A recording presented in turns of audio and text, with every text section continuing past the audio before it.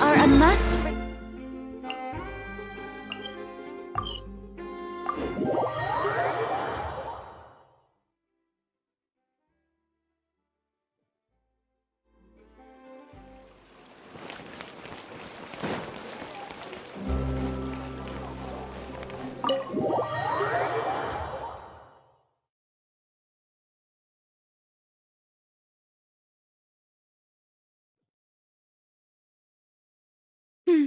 I came here several times with my father when I was little, but stopped eating here as often after growing up.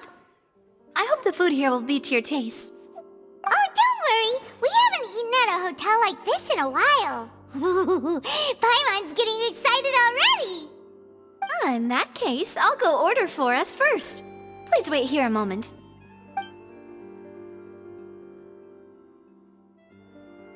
Ooh, everything looks so good. People in Fontaine sure know how to enjoy life. Why, of course. Go ahead, try whatever you like. If the food's good, I'll make a group reservation for the rest of Spina di Rosula next time. And if it's not? Well, then I'll still bring everyone. Albeit with only one dish per table. You, sure have your own way of doing things. Oh, we called this a farewell meal, but we could also treat it like a victory feast, right? We did just win that case after all. Oh, true. Very true. In that case, boss, we'll have another 2 dishes. Huh? Paimon didn't mean that you had to order even more food.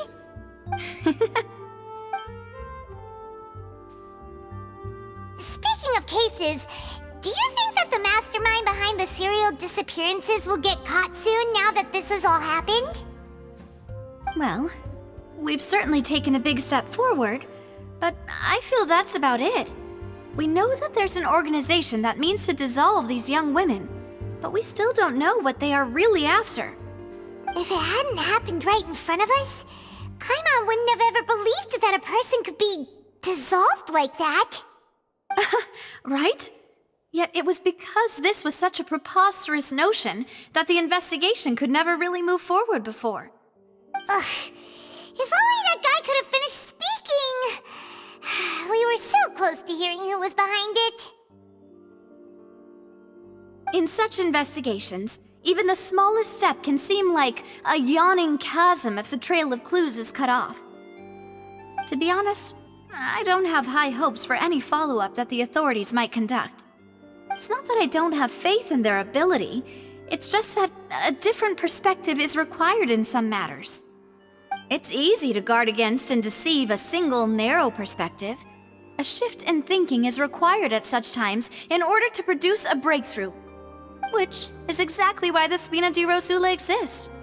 Those highfalutin folk are not all-knowing. That's why we exist. To seep into the cracks where filth falls through, where their watch fails them. That's the kind of problems we solve. Seems Paimon thought things were simpler than they actually are. It's all right. Well, this was supposed to be a farewell meal, so I doubt you have further interest in this business, right? Let's talk about something else. Like, what are your future plans? That's true. We didn't have a chance to speak to her after the trial ended. It didn't really seem like the right time or place to do it anyway. I see. So, your primary objective, which has been foiled so far, was to have a chat with the Hydro Archon. I've heard that there's a long line of people waiting to meet Lady Farina. I suspect you'll be waiting for quite a while, considering that you missed your chance today. Yeah, we've heard that she's super popular here in Fontaine, and that it'll be tough getting any of her time. Well, would you consider some more, unique ways? Perhaps even methods of, let's say, questionable legality? Guess that's Spina di Rosula's boss for you. Chock full of sketchy ideas. Well, what did you have in mind?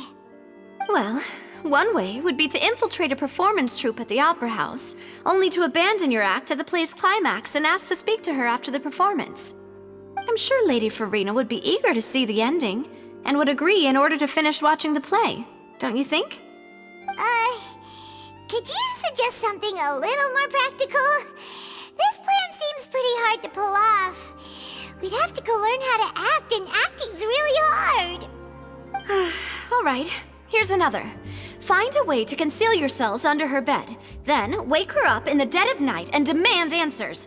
Don't let her go back to sleep until she answers all your questions. I can personally testify that this one works. When I'm sleepy, I'll do anything as long as I can finally get some sleep. That might work, but that's not really the problem. The problem is we don't want to get ourselves arrested. Ah, valid point. I overlooked that part. I was just thinking about leveraging a person's desire for sleep. All right, no more joking around. Perhaps you could... Oh, I don't know. Cut the line when she's on a break. You did defeat her in court, clearing citizens of hers from false accusations. False accusations she had nearly upheld personally.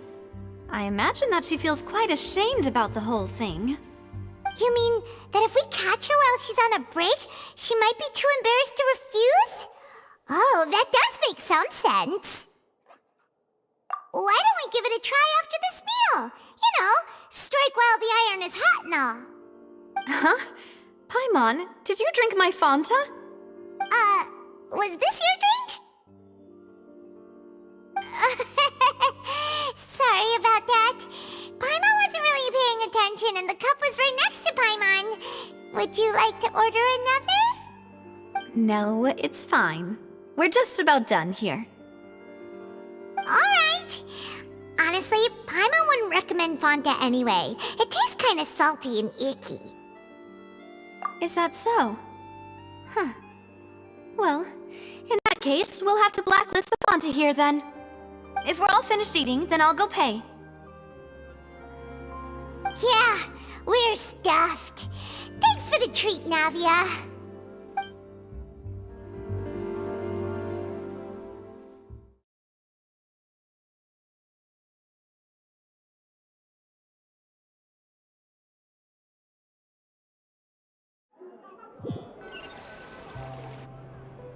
Oh, so full. Paimon can barely float anymore. Nah, that would be so... normal. You know, like you. Okay. As for expenses this month, we're left with... Hey, Navia! What are you doing over there? Oh, nothing. It was just a meal, you know? Nothing the Spina di Rosula can't cover. Let's get ready to try to meet the Hydro Archon again. Bye, Navia! So this is goodbye, huh? Well, if you do encounter any other trouble in Fontaine, you're always welcome to contact the Spina di Rosula. I'll give your request the highest priority. In any case, I wish you smooth sailing. I'll see you again, partner. See ya!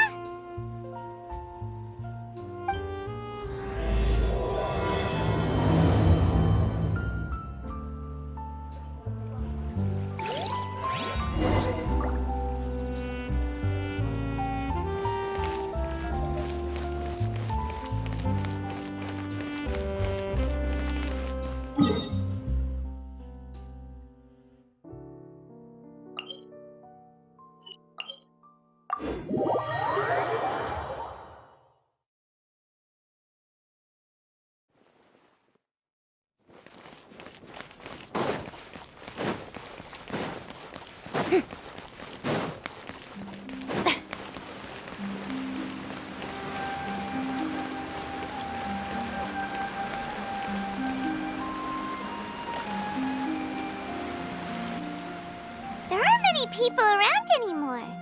Looks like that boat we took to Araneas might have been the last one. Vacher. Looks like we're back here again. Huh? Traveler? Are you hearing voices again? Ugh. That's kinda spooky. Are you sure we don't want to come back in the morning? Vache? Vache! Hey, why are you still walking towards it? There might be something nasty in the water. Huh? Hang on. Paimon can kinda hear a voice. It's calling for Vache, right? Hey, Traveler! Stop walking! Come on, wake up!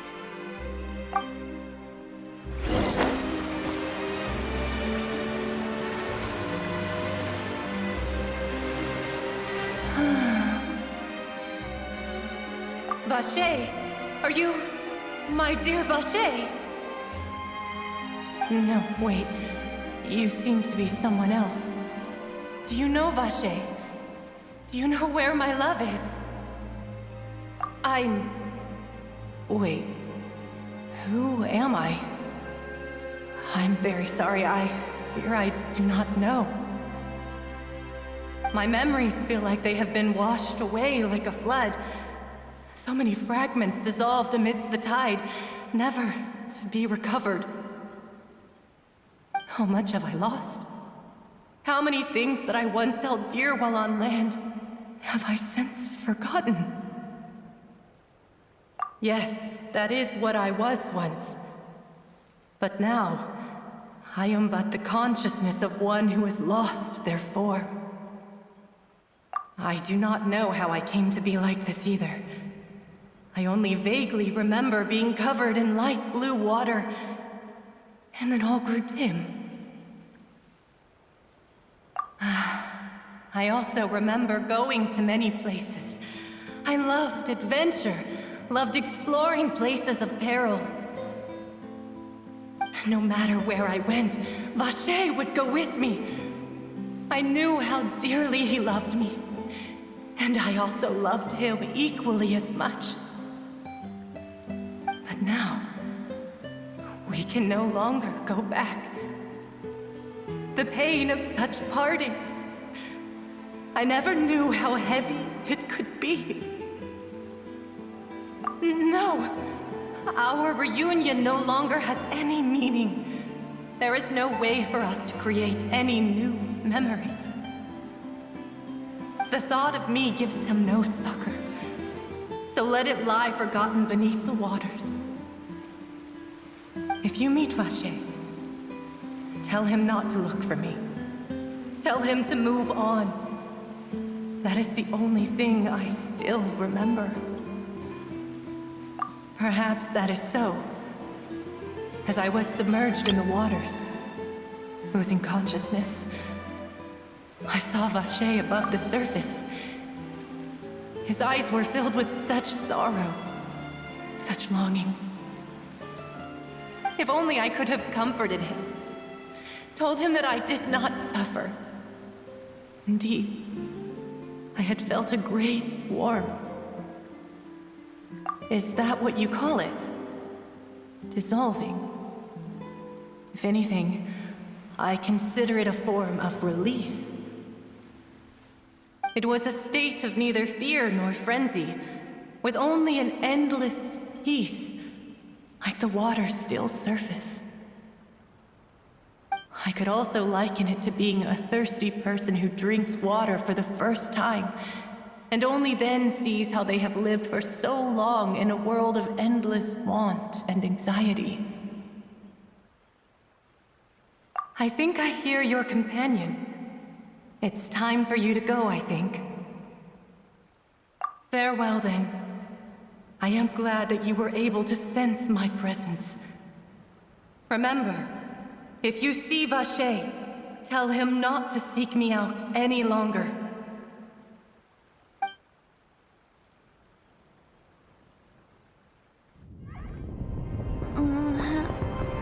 Wake up! Come on, hurry! Navi is outnumbered!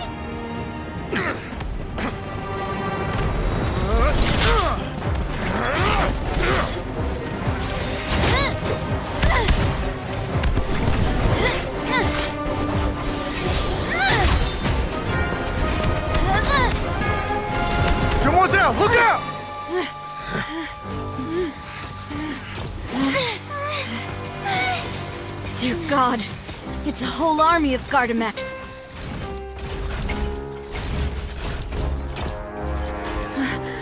Chlorand?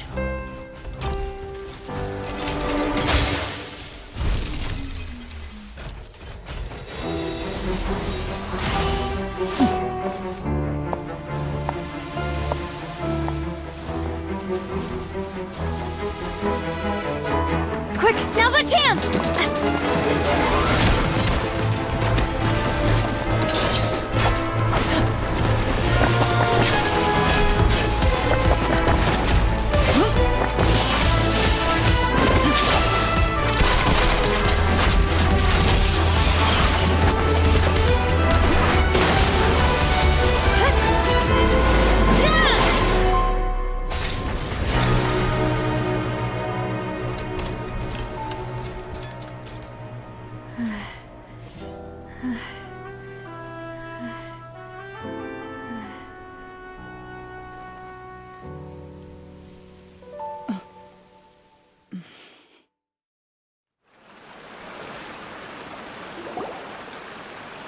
I should thank you for lending us your sword there, Chlorand.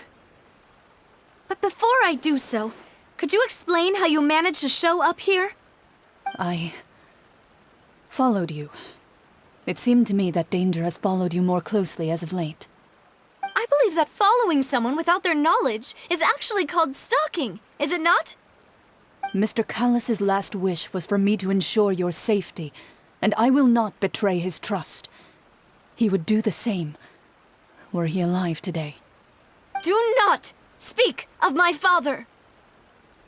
Sorry, demoiselle. I was not strong enough. Thank you for your aid, Miss Chlorand, but do keep an eye out for your manner of speech. I believe we all wish to avoid unnecessary emotional harm. Sorry, I did not consider your feelings. Whatever. What else do you know? How did you come to the conclusion that I'd be in grave danger? I doubt I know much more than you, but I believe that the mastermind behind the serial disappearances is very powerful. Your performance tonight will almost certainly attract their attention. I'm sure they've known about me. To be honest, I'm shocked it's taken them this long to act against me. And what about these Gardamex? I thought only those associated with the Maison Gardiennage could control them. None of these mecha have serial numbers. I was sure to check a moment ago. They are not the ones used by the authorities to enforce the law. I can only conclude that some powerful or wealthy party must have obtained them via illegal means, deploying them as a private force of sorts. What? Your point being that they're out of Spina di Rosula's league, then?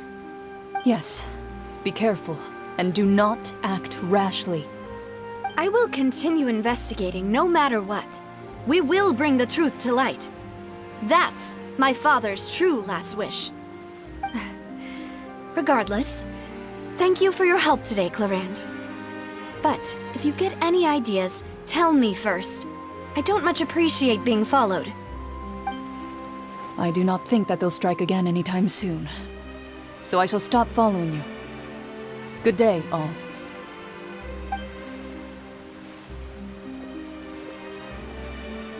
Right.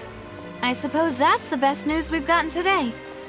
Demoiselle, I believe that Miss Chlorand was being sincere with you. If we tried, we could attempt to thaw relations a little. I know, I just... She's... Oh, thank goodness! Paimon thought we were done for! Those Gardamex came out of nowhere while you were unconscious, and Nadia and her gang saved us! Oh, and there was that champion duelist named Chlorand who came out to save us too! We got lucky there. Paimon probably couldn't have fought them off otherwise. Oh, come now. Forget all that polite talk. That wasn't really a farewell meal we had back there. Not for me, anyway. In truth, I hope that every meal we have together shall be a victory feast. As such, we're still partners. There's no need to thank me. It will take 50 years for me to match Demoiselle's magnanimity. If it were me, I would have joined the Spina di Rosula on account of her goodwill long ago. All right, you two. That's enough. Actually, Navia, how did you know that we were in danger? You sure did show up in the nick of time. Well, to be honest, you're the one who tipped us off, Paimon. Huh? Really? Paimon contributed somehow? Ooh, Paimon's even more amazing than she thought! Yes, all thanks to you grabbing my drink by mistake. How did that help? After we parted ways, I was on the way back to one of our bases when I suddenly thought of what you said. That the Fanta tasted kind of salty and icky. Fanta only comes in sweet flavors, so how could it have tasted salty? The color of the drink, if I recall, had also been a bit off. So the Fanta had been spiked with water from the primordial sea? Yes, so if you hadn't drunk that cup for me... Spina di Rosula is preparing the grandest of awards for you as we speak for saving the boss. Huh? Really? I sent people to Hotel de Boer to investigate, but whoever did this left no trace at all. That's when I figured out that you might be in danger and hurried here as quickly as I could. But why would they go after us too? All we did was defend Linny in court and help clear his name. Ugh, now we're caught up in this mess too, aren't we? Well, you did foil a plan that they were probably pretty proud of, and almost got their name in the process. Speaking of which, did anything strange happen when you drank the primordial seawater? Well, it can't be coincidence that the traveler fainted just now. She said that she heard that voice calling for Vache again. Oh, and this time Paimon heard it too, but it was real faint. Does this situation have to do with the primordial seawater then? Does that mean the primordial seawater raises someone's sensitivity to hydro when it's used on people who are not from Fontaine? That doesn't sound like too much of a bad thing, to be honest. New intel? While you were out cold? Well, let's hear it, shall we? Oh, that is important. Vache. That name doesn't ring a bell. I suppose he hasn't stepped forward as a witness in court lately. Since he saw that young woman dissolve, he was at least at the crime scene. But he never gave testimony or any information regarding people dissolving in the primordial seawater. Could he have been threatened? Yes, thank you. This is very important information indeed. We will continue to investigate. Oh, you mean you'll help us investigate? Well, you did say that our farewell meal didn't really count. That means we're still partners, right? And besides, we're in this now whether we like it or not. You're not gonna let those people who targeted us get off the hook so easily, are you, Traveler? Demoiselle, do try not to look quite so pleased. You are the face of Spina di Rosula, after all. You talk too much. Well, in that case, let's head back to one of our bases, shall we? I'll arrange accommodations for you. We also have some plans to go over, and hopefully we can deepen our bonds as partners. But we'll take that one step at a time, I guess. Don't worry, you two. With us around, our base is definitely secure.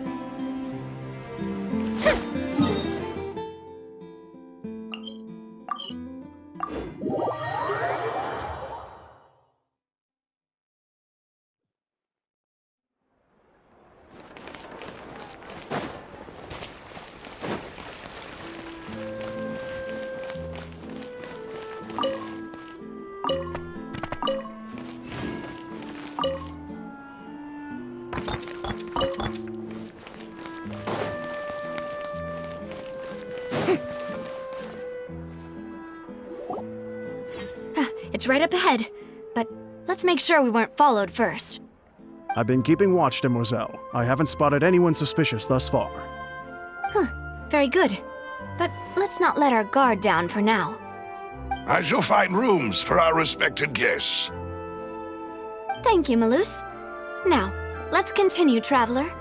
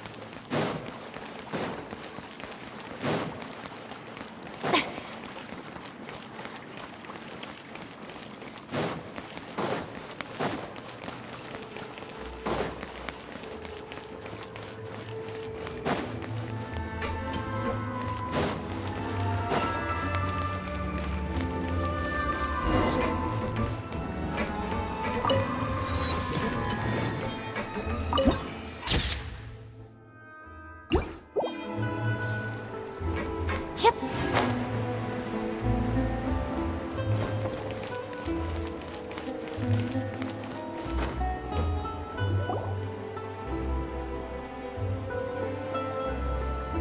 So, this is your base? It's not quite what Paimon imagined. Your accommodations have been arranged. Under the present circumstances, I can confidently say it's the best we have. Well, our funds have been a little tight lately.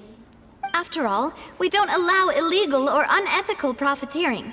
In fact, our funds often come from citizenry who support us. Seems like it's tough times for everyone. But if you have the support of the people, that does sound like it's worth it. To be honest, our financial situation was a lot better back when my father was in charge a few years ago. I'm afraid I'm not quite his equal. Your father... he was the previous boss of Spina di Rosula, right? How did he... Demoiselle, if you'll allow me to explain. No. I'll explain it myself. I suppose I couldn't run from this topic forever. And as partners, this is something I hope they can understand. My father's name is Callus. Yes, the same one they call Callus the Unfaithful in the streets. 3 years ago, he was accused of murdering his own friend. But he chose a duel to defend his honor instead of standing trial. He died in the duelist's ring. Oh no. But I do not believe my father was a murderer. I'm sure he was set up.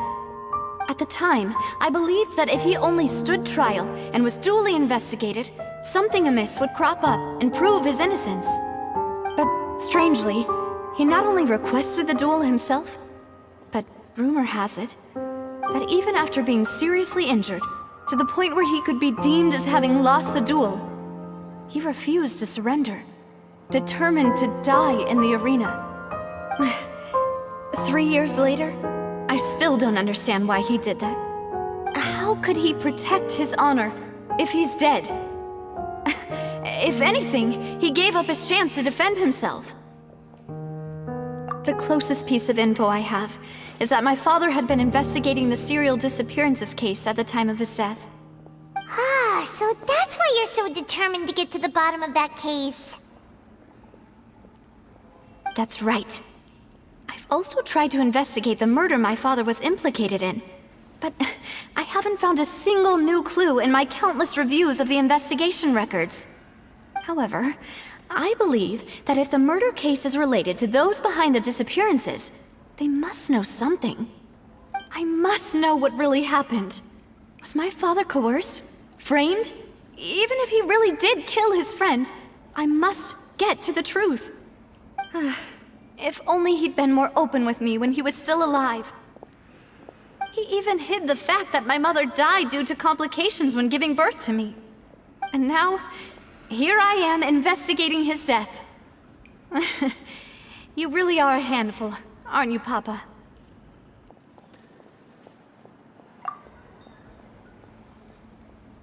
Demoiselle, please, if there is anything I can do, anything at all. I also will never believe that Master Callus murdered anyone.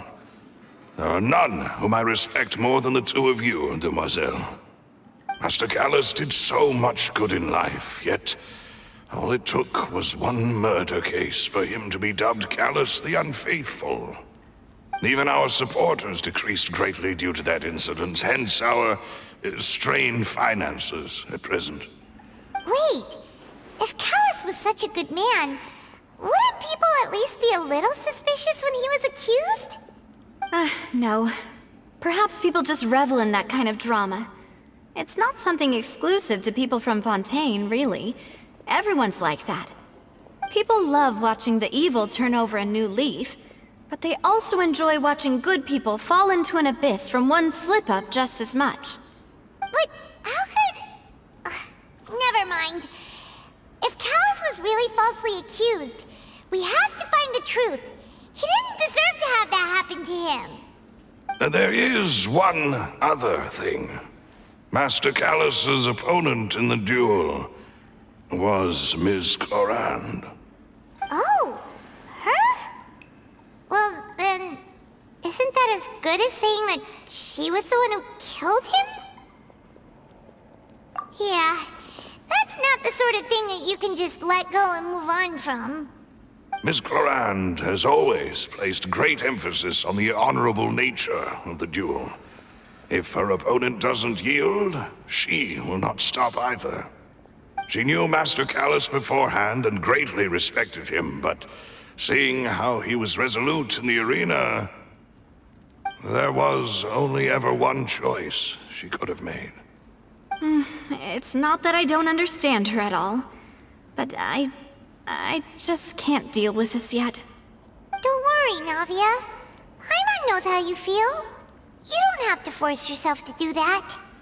Afterward, Ms. Clorand told us that at the start of the duel, Master Callus requested that she ensure Demoiselle Navia's safety. Yes, that is our understanding as well. Oh, Papa. What madness drove you to ask the person who killed you to take care of me? All right, anyway, that's the information I wanted to share with you. Even if it did sound like I was just complaining towards the end. Thanks. You two should go and rest. This was quite a day after all. Yeah, Paimon's beat. Please, relax and get some sleep. We will ensure you rest soundly.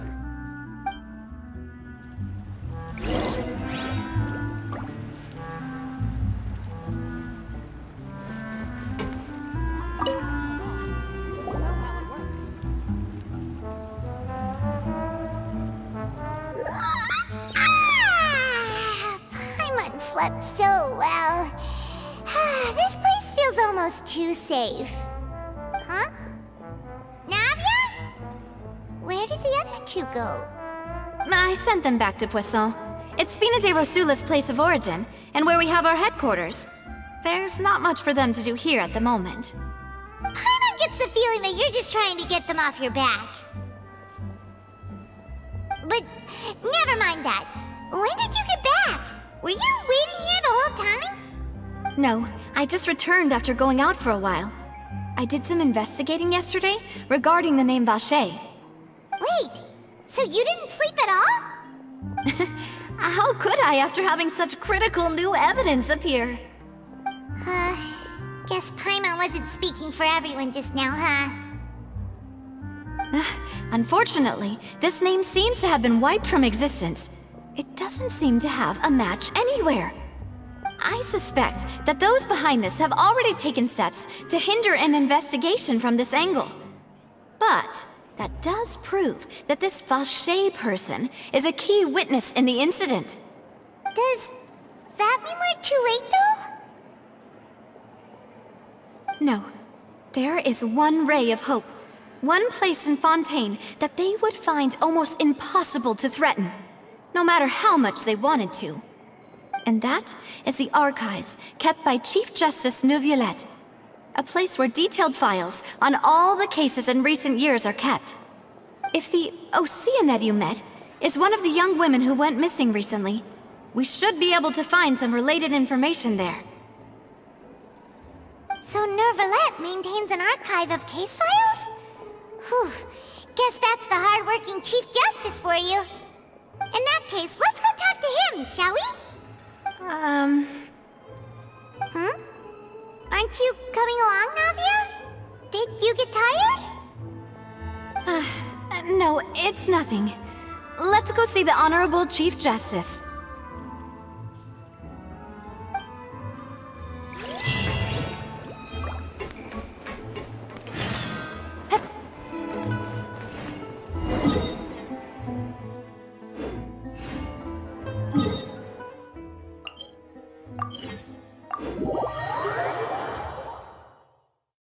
The Palais is right up ahead. Come on.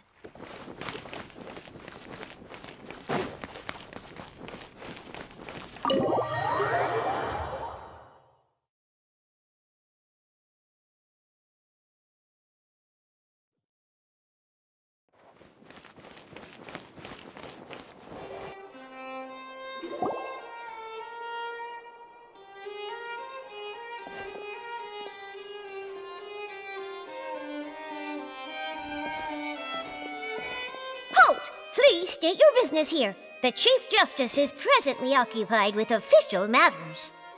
Huh. This place does look pretty heavily guarded. Guess that proves that Neuvillette's files are really secure. Hey, don't you recognize us? Huh? Who are you? Just to be clear, I don't care who you are or who you might be related to. Our rules make no exceptions. See? They've got great discipline, too. Yep. Paimon can tell. If you're here just to crack jokes, I can point you towards the exit. Unlike some, we're busy, so please leave if you don't have a reason to be here. No. What I meant to say is, shouldn't you remember us from a few days ago? We were at the trial of the great magician Linny. Oh, yes, I remember. I read about it in the Steambird. You must be Linny's attorneys. It's all coming back to me now. We're here today to report and archive some information on a follow-up case. Huh, is that even a thing? Of course. Don't worry, we're here on official business. You can trust us. All right then, I'll let you through. The Chief Justice is just inside. Thanks so much.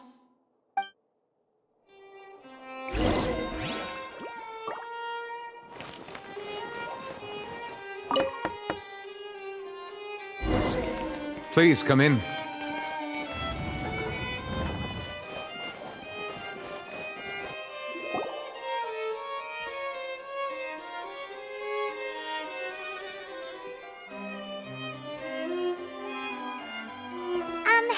Sorry to barge in, Monsieur Neuvillette. We only lied to get in because we didn't know any other way. It's all right. Please let me know how I may be of assistance to you. So you're not mad at us? We're looking for a man called Vache. He may have been an eyewitness in the serial disappearances case. If we can find him, we may be able to unearth some key information on the case. Ah, I see.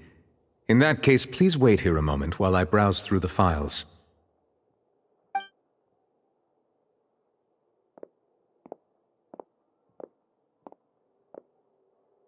Who knew that Neuvillette would be so easy to talk to?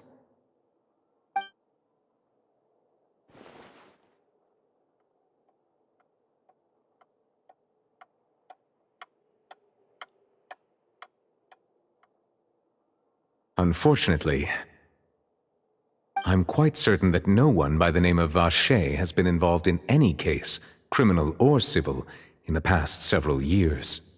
There are no records of him either in the files or in my memory. Traveler, what if it was really just a dream? Is that so? All right then. Thank you so much, Monsieur Neuvillette. We'll take our leave now. Ahem.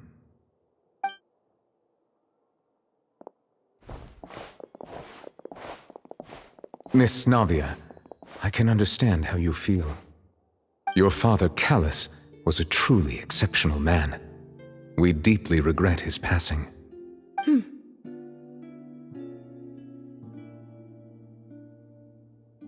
And what are you trying to say, Monsieur Neuvillette? Are you trying to console me? Extend your sympathy? Or just express some tendril of regret? No. You are not trying to do any of that. I can hear it in your voice. There's no emotion behind your words. You only said those things because you felt like you should. It's just like last time.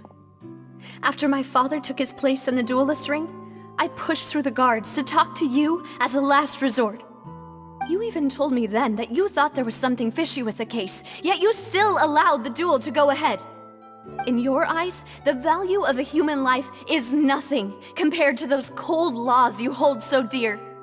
If you truly regret my father's death, then why didn't you call a stop to the duel? Why didn't you give me the power to stop him from throwing his life away? Why did you just let him die, despised and hated by all? Everything was hanging on a thread at that moment. Just the tiniest effort could have changed everything. There are still so many things I never got to tell him. So many questions he still owes me answers to. If you really have no heart, then just look me in the eyes. I, Navia, will show you the true meaning of regret. I'm sorry, Miss Navia. You and my father are truly alike. You keep all kinds of things in your heart and never say a word to anyone. It's not so much that you can't feel, but that you would never express anything. Oh well. In any case, everyone already knows full well the apathy of the Chief Justice. My apologies for taking my emotions out on you, Monsieur Chief Justice. Let's go, Traveler and Paimon.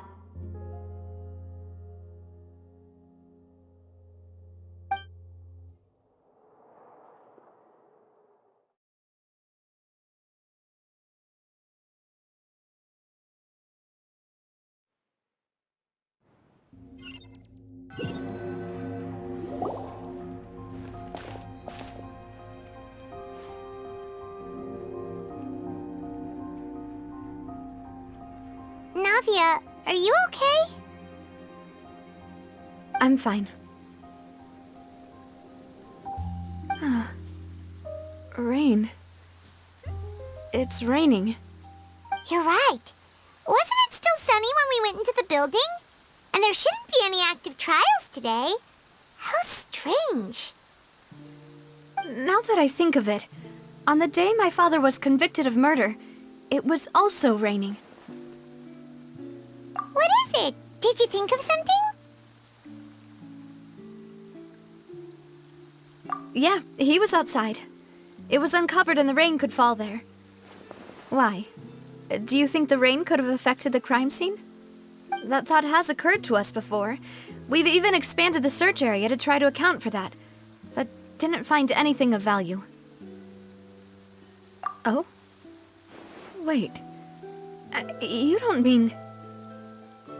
So you're saying that the true murderer could have been turned into water and then got washed away with the rain? Yeah, and if that's what had happened, then no one would have believed your dad, even if he explained what he saw to the authorities. I really think I found a true genius for a partner. You're completely right. How did I not connect the dots earlier? All right, let's go to Poisson. With this new lead in mind, we'll get to the bottom of my father's case for sure. Yeah, we're gonna make progress for sure this time. Do you want to go with me now? Or do you want to head over by yourself later?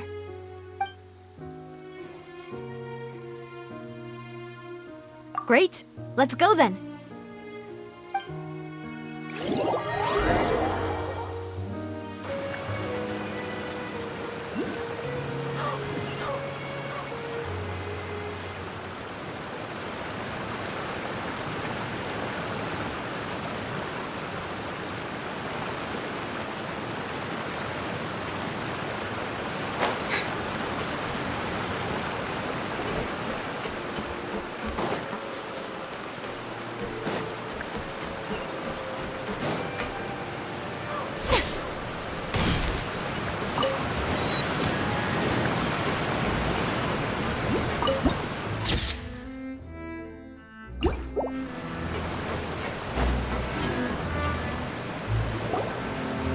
Whoa, what a huge ship!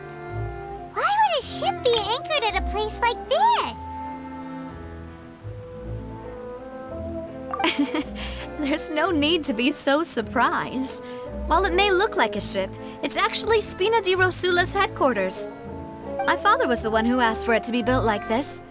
Perhaps our taste in exterior design is the only thing we occasionally had in common. A gigantic and glamorous ship embodies discovery, opportunity, ambition, and conquest.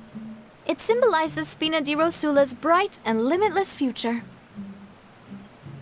And Paimon thought you were bluffing when you said Spina di Rosula had a glorious past.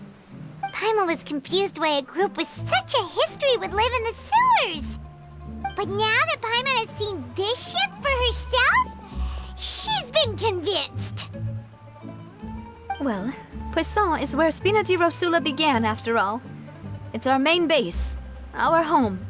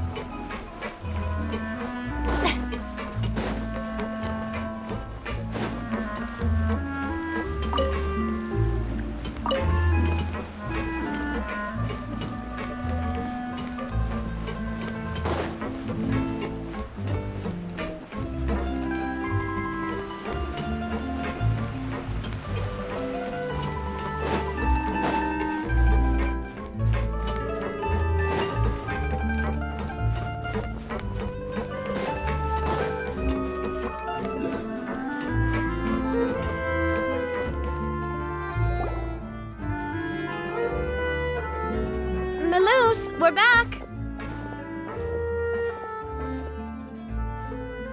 Apologies for the wait, demoiselle, and our most important partners. You said before that you still had some business at the court. What brings you back to Poisson so quickly? About that. It's because my partner here reminded me of something really important. You see, what if my father's case had something to do with water from the primordial sea? You still remember, right, Malus? On that night, it was raining? Yes, the case was quite similar to that of Mr. Linney's. Both were what you'd call impossible murders. Could you tell us a bit more about what happened before? Yeah, of course. Many years ago, something called synth began to gain popularity in Poisson. At a glance, it was a kind of drink that could excite your mood and produce many pleasant hallucinations. Wait! Didn't that guard guy who turned into water also mention that the primordial water could be used to produce some kind of potion? Yes, he did. Considering what we know now, it's almost certain that synth is created using water from the primordial sea. If you drink synth for an extended amount of time, you'll suffer many side effects, such as losing the ability to focus or control your emotions. And if you were to stop drinking it completely, you'll experience flashes of paranoia and anxiety while lacking energy to do anything. It's an extremely dangerous substance. As he oversaw Poisson, my father was compelled to put a stop to synth abuse and called for a complete ban of it. Boss's uncompromising attitude incurred the synth vendor's wrath, but no matter how much they threatened or bribed him, he refused to yield. Not only that, Boss became determined to find the mastermind behind the synth operation and put an end to the problem once and for all. Yes, but the enemy was very cunning. So he could never get anything out of the dealers, all of whom only sold the stuff and weren't privy to the rest of the operation. Recognizing that, my father decided to contact the dealers in secret and cultivate personal relationships with them. Finally, he was able to convince someone to become his informant. The man's name was Jacques. He felt greatly ashamed about his work after seeing many families destroyed by synth abuse. That night, my father hosted a banquet at his countryside estate. He planned to meet up and exchange information with Jacques over some food. But then, we heard 2 gunshots from the courtyard. We raced to the scene and found my father, still holding a gun, and Jacques, who was already dead on the ground. Huh? How did that happen? Aren't they on the same side? Sounds just like Lenny's case, doesn't it? In both cases, the culprit seemed obvious, but neither appeared to have any motive at all. Looking back on it, though, I now believe the most important clue was something we all overlooked at the time. There were pieces of clothing left at the scene. Precisely. It's all thanks to you that I made the connection now. Back then, we all just thought they were some costumes that Jacques used to disguise himself at the banquet. But, considering it now, it's almost certain that they belong to a third person at the scene. With one extra person, we'll also need to reconsider why the 2 shots were fired. You're right. We still don't know what happened. But my intuition tells me that we're on the right track to figuring it all out. I'm finally headed towards the truth. Jacques was an empathetic man who was infinitely remorseful for his past actions. It's unlikely that he turned on Boss with 0 warning. I think this third person is probably the key to the full truth. On that note, however, even though this will not please you, demoiselle, as your and your father's butler, I must still offer a word of warning. Our opponent is insidious and cruel. They are extremely difficult to deal with, and Boss has already lost his life trying to bring them to justice. Even though Spina de Rosula has lost most of its former glory, Poisson has welcomed a new time of peace, and we have been allowed to live out our lives. There is no need to follow your father's path. It would be both wise and in line with Boss's wishes to step back and give up on the case. If that's indeed what he wished for, then he should have told me that himself. Was I not the closest person to him? And yet, I was the one most kept in the dark. What was the point of him dying without sharing any of the secrets he knew? Did he manage to protect anything in the end? Synth is still here. Callus the Unfaithful is still his epithet. And Spina di Rosula is barely getting by. Nothing has changed. Did he think I'd just accept his meaningless death and live out my life just as meaninglessly? I've never accepted that, ever. Not since that day, and certainly not now. I want to find out the real answer for everyone's sake. For the missing girls, for the victims, and for myself. Navia. This is indeed the best moment to act. Your partner appears to be quite reliable, and more importantly, Demoiselle, I think you're also ready to take this on. So you do know something else, Malus? Yes, I do. In fact, even before that banquet, Boss already knew of the connection between Synth and the serial disappearances case. But what drove all the tensions to the boiling point was the revelation that you, Demoiselle, had been selected as the next target to disappear. What? Boss also didn't tell you that he had been diagnosed with a rare illness. The doctors told him that he had no more than 5 years left to live. And the serial disappearances case caused him great anxiety. 5 years was nowhere near enough time to resolve this long-standing conflict. But once he passed away, all the danger would pass on to you. Knowing all of this, he decided to use one final intimidation tactic before his death. He claimed to have already gotten his hands on some key incriminating evidence for the other side, and even told some members of Spina di Rosula about the details. But as long as you remained safe, he would not share the evidence with the public. If something were to happen to you, then he and all those he told would immediately expose all they knew about Synth and the disappeared victims. Right, so nobody would be able to get off scot-free. As we've seen, Boss's tactic has worked. Even though Boss has been gone for a long time, the other side has not tried to take Demoiselle's life. No, I don't believe it. He never appeared to look sick to me.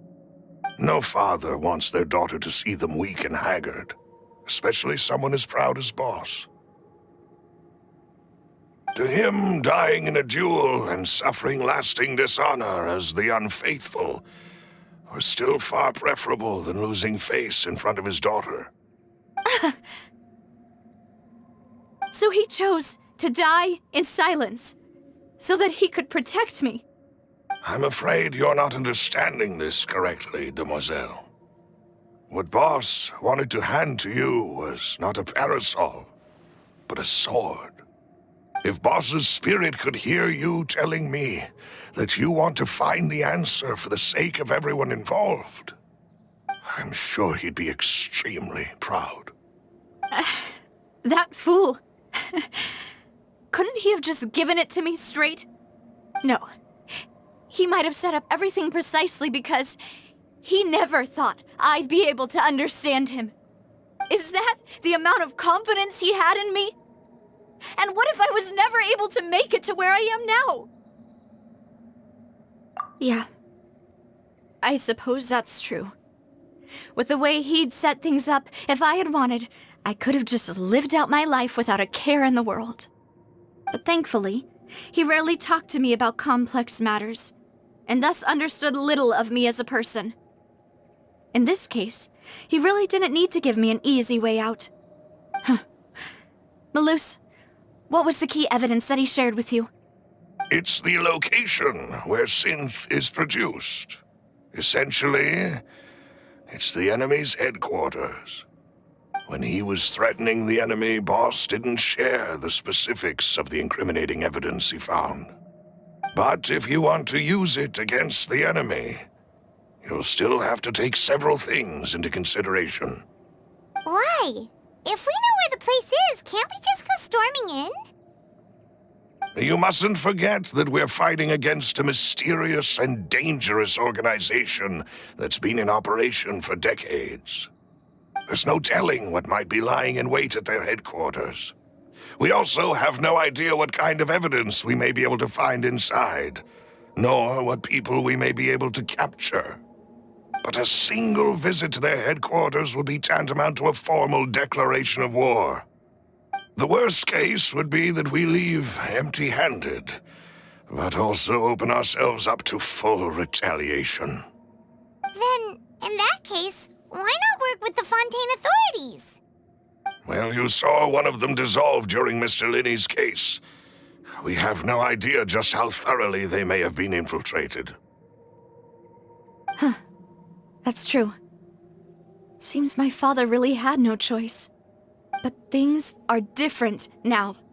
It should be a lot easier to prove the other side's guilt, now that we've connected Synth with the disappearances case. You sound like you've put a lot of thought into this, Maloose. I am the butler, after all. I live but to serve the boss and Demoiselle's will. I've always been willing to take on any kind of risk for your sake. But considering my relative lack of ability, I've spent my time keeping secrets, performing basic investigations, and waiting for the right time to come. Thank you for all of that, Maloose. Have you discovered anything new in the past few years? Let me think. One conclusion I came to was that the enemy must be quite familiar with Spina di Rosula, or at least have an informant planted here. When I announced orders to the organization's members on Demoiselle's behalf, I used to deliberately keep a few people in the dark and observe the reactions of the synth vendors. If the vendors didn't change their plans, then the individuals informed of our orders must be innocent. If the vendors packed up and fled, however, then someone must have given them the news. After several rounds of testing and investigative tracing, I've narrowed the suspect list down to 3 people. The first is Florent, Spina di Rosula's senior advisor. Huh? Florent? Yes, surprising, isn't it? He was one of the people Boss trusted the most, which also means that he was someone who understood Boss really well. Thanks to his position within Boss's innermost circle, he always knew our upcoming plans and could thus avoid capture this whole time. There's someone else like him too. Marcel, the head of Confrérie of Cabrières. Uncle Marcel. It's a guild in Poisson. Boss helped it to grow to its current size and prominence. In the beginning, they were only reselling some daily goods, but now they're one of the richest guilds around with a lot of business connections in the city. So, they're like a sister organization of Spina di Rosula? Yes, you can say that. When we were fighting against the synth dealers, they provided us with plenty of support. It's a bit difficult to imagine someone using their own money to hunt down themselves. The final suspect is Thierry, the man responsible for coordinating information between Spina di Rosula and the guards. Although the guards mostly leave us to our own devices, there are still many activities we have to report to the local authorities. Since Thierry is always in the know about our current activities, he could theoretically always plan one step ahead. I see. These are all people who I communicate with quite regularly. To think that the enemy we've been fighting against has been right next to me all along, among those I trust the most. It's almost too hard to believe. If you want to investigate them, please take every precaution to not alert the quarry. Judging from our experience, the enemy is extremely cautious. Of course. And thank you, Maloose. You've provided us with a lot of great information. You're too kind, my lady. I'm just doing my duty. And before I forget, proving Boss's innocence would also mean clearing him of blame in Jacques' death. After that incident, Jacques' wife and daughter were taken into the Spina's care. They still live in Poisson today. If it might help, you could also pay them a visit. I can make the necessary arrangements. Oh, thank you so much, Malus. You really are the best. A new case awaits, my dear partner. I hope we can work together to uncover the truth and end this case once and for all.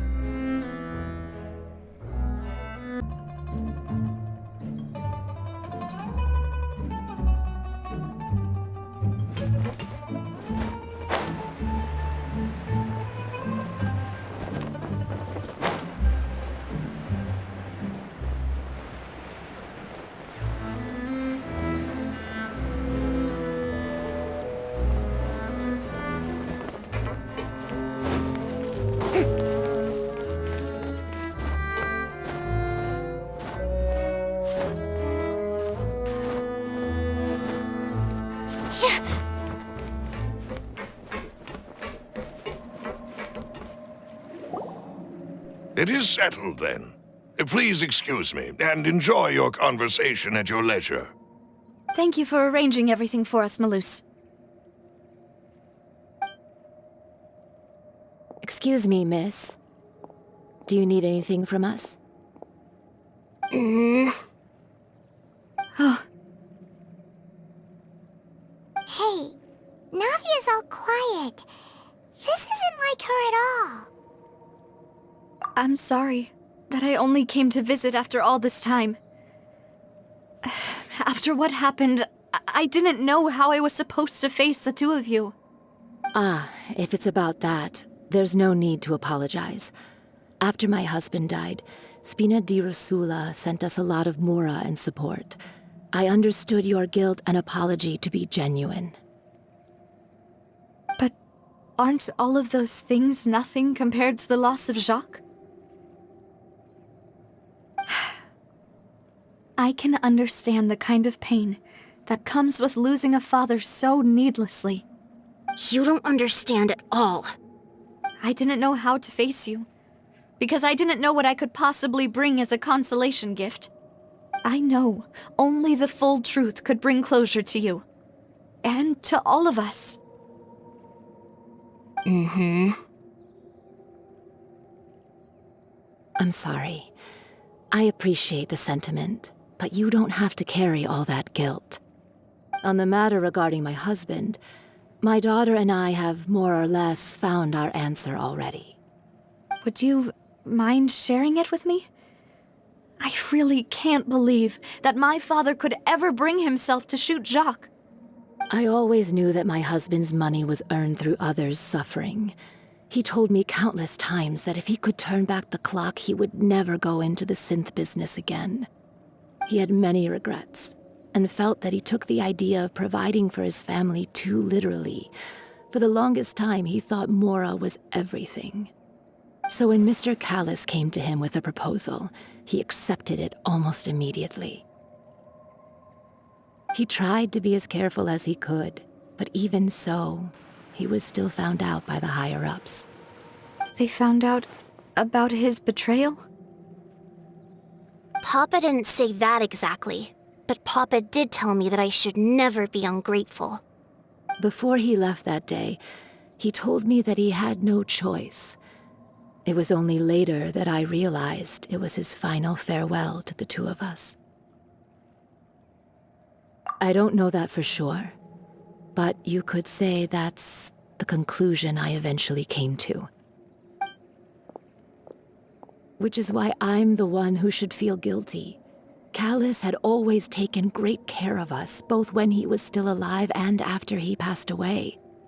Even if he fired the shot that killed my husband, it was likely in self-defense. It is impossible for me to hate him for what he had done. But Mama, why is Papa still the bad guy if he did the right thing? Papa always wanted to be a good man, so why did he have to do a bad thing in the end? Well, things aren't always as they seem. You still feel like your papa was a good man, right? Yeah, Papa was a really good man. The best in the whole world. Then you should hold on to that. If a good man had to do a bad thing, then he must have had his reasons. Regardless of whether he left you a parasol or a sword. He must have done so to give you a better life. Oh. Thank you for everything you've told me. I will definitely find the truth. The current state of things is not something I'm willing to just sit back and accept. Thank you. I'm very grateful to hear this from you. Even though your personality is quite different from your father's, your determination when you speak is really similar. You really think so? That's the first time anyone said that to me.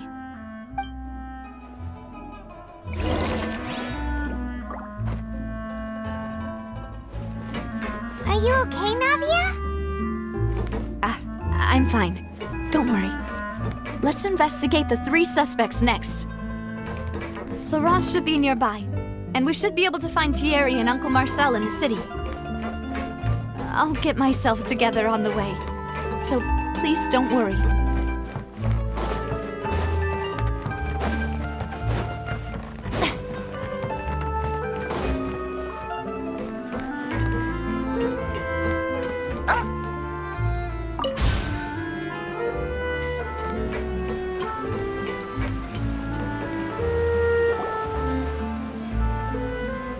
Greetings, boss. How may I be of assistance today? I'm sure you've heard about what happened at the Opera House. Someone got turned into water right in front of us. Yeah, I've heard. With something that dramatic, I'm sure journalists will milk it for all it's worth. And it'll be all the talk for the next several weeks. It also reminded me, on the day that the incident happened with my father, it was raining outside, and we found some clothes left at the scene. After my partner here put the dots together for me, I feel like we should try to reopen his case. Can you do me a favor and try to recall what happened that night? Let me think. Mr. Callus was feeling pretty upbeat that day. So he was drinking and bantering away with us at the table. After that, he told us that he wanted to go get some fresh air. So we let him go without thinking much of it. Who knew that we would hear 2 gunshots ring out right after? My first reaction was that Mr. Callus's life was in danger. So I grabbed my holster and made a mad dash toward the scene. But when I got there, it was already too late. Mr. Callus was standing over a dead body with a gun in his hands. All we could do was look back and forth at each other, not knowing what to say. So you also remember 2 gunshots then? Indeed. The guard said that the first shot didn't hit anyone, while the second killed Jacques. But I've never really bought that explanation. Reason being, Mr. Callus had left his gun on the table. I even made sure to confirm that before running to the scene. But according to the guards, that doesn't mean he couldn't have had other guns on his person. About the clothes left at the scene that you mentioned. Do you think there was a 3rd person there who was turned into water? At least from our perspective, my father had no reason to kill. So he would also have no reason to bring an extra gun with him. The gun he was holding Probably belonged to Jacques, or a third person on the scene. Yeah, that makes a lot of sense. So you're saying Mr. Callus ended up with the gun because he seized it from one of the other guys? But hold on. If that's what had happened, then why didn't he share the truth with any of us? He didn't even want to face the Oratrice machine, and chose instead to prove his honor in a duel. Did he lose all faith in the courts after seeing someone dissolve right in front of his eyes? About that, Malus told me a thing or two. So, I think I can understand why he committed to the duel. I'll tell you everything once the whole truth has been revealed. I understand. Then I'll leave Mr. Callus's honor in your hands, boss. And if I may just say one more thing. The whole Callus the Unfaithful epithet has been a thorn in my side since the day it was invented. Many people have laughed at me for still calling him Mr. Callus, even after so many years have passed. But it was Mr. Callus's trust that allowed me to rise through the ranks of Spina di Rosula and live the life I lead today. No matter what others might say, he'll always be the man I respect the most. And he'll always be my boss. Don't worry. I will definitely find the truth. You and all our other comrades at the Spina deserve to know the truth as well.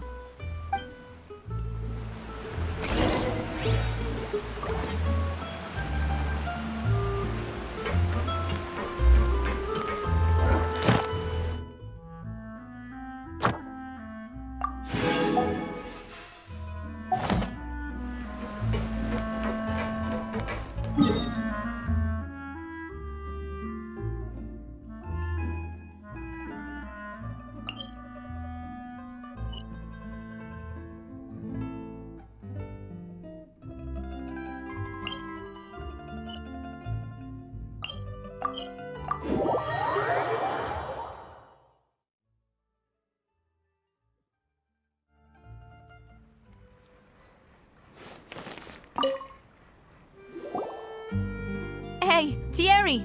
It's me! Oh, now, what brings you here, Miss Navia? I've heard that you made quite the name for yourself at the Opera House. Oh, so you've caught news of that already. Oh, okay. Hey, I'm also a member of the Guards, you know. The way you make it sound, people would think I was sent off to Poisson because I had done something wrong. Are you sure there isn't a little bit of truth in that? Under normal circumstances, shouldn't you have been called back to the city already? I mean, where I work is really up to me. Let's just say I enjoy the ambiance of Poisson.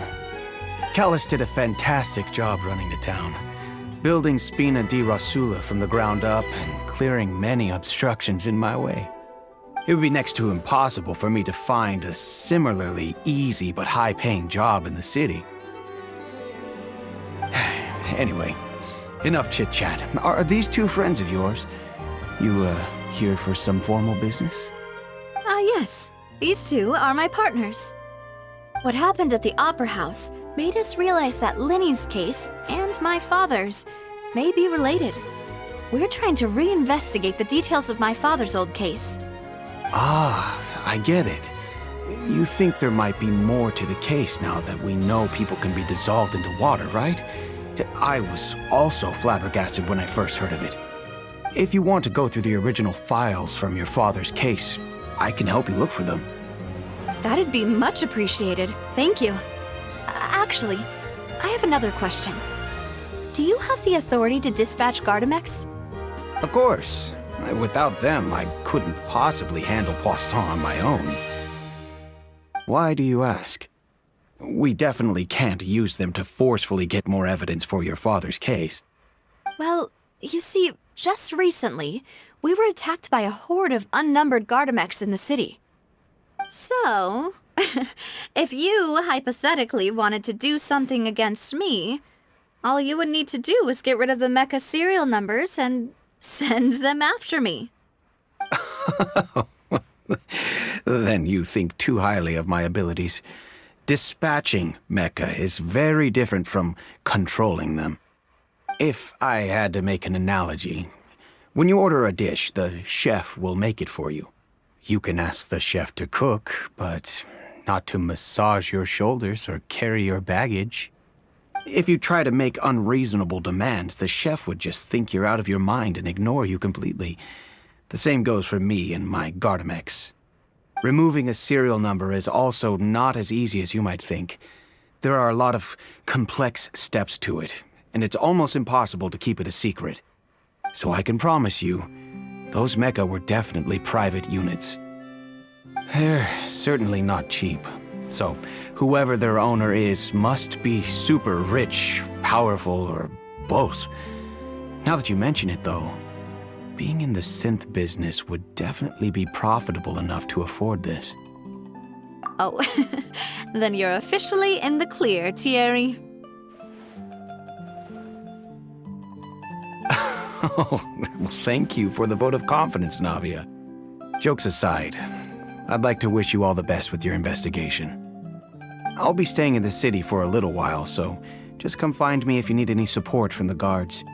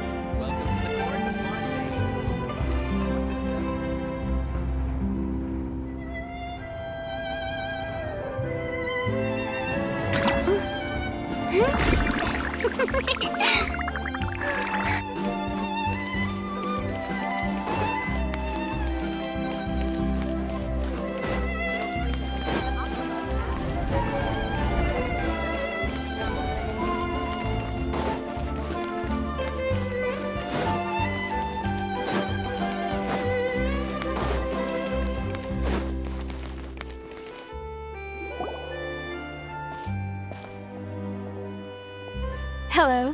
How may I help you? I'm here to see Marcel. Could you please let him know? You can just say Navia's looking for him. Sure. I will let him know right away.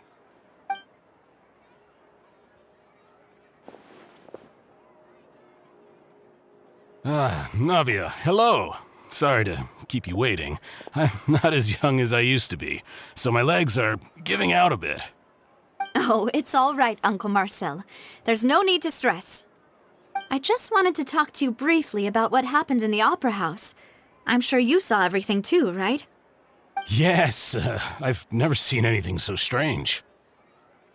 Oh, you were at the Opera House too? That's right. I went there with Navia to see the magic show. Who knew it would turn into a whole murder mystery?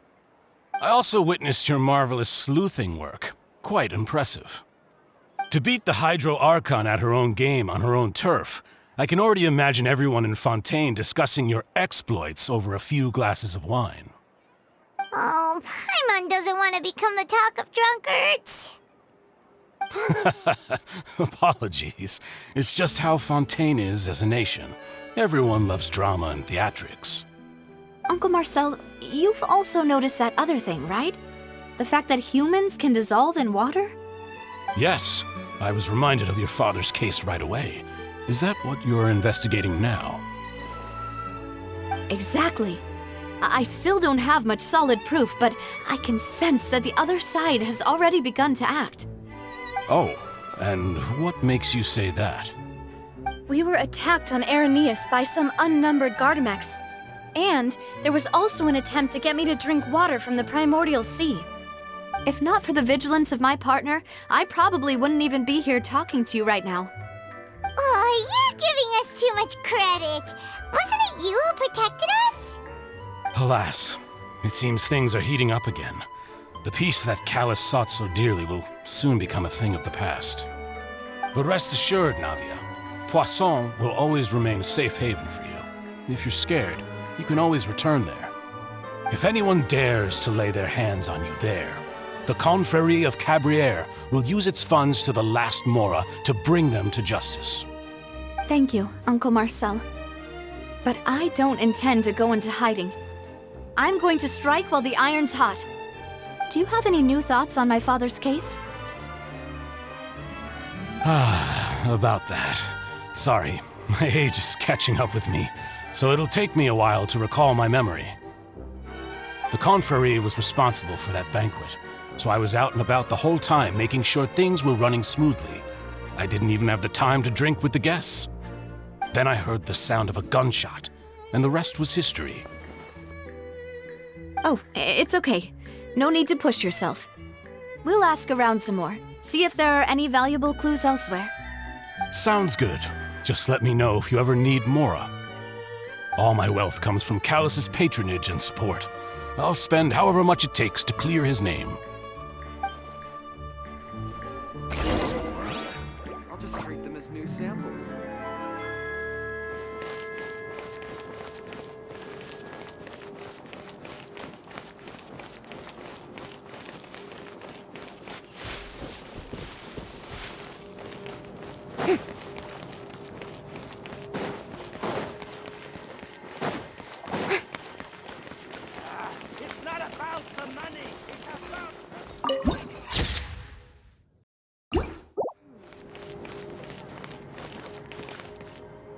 Tale of love and hate from the Isle of Arrhenius. Read all about it.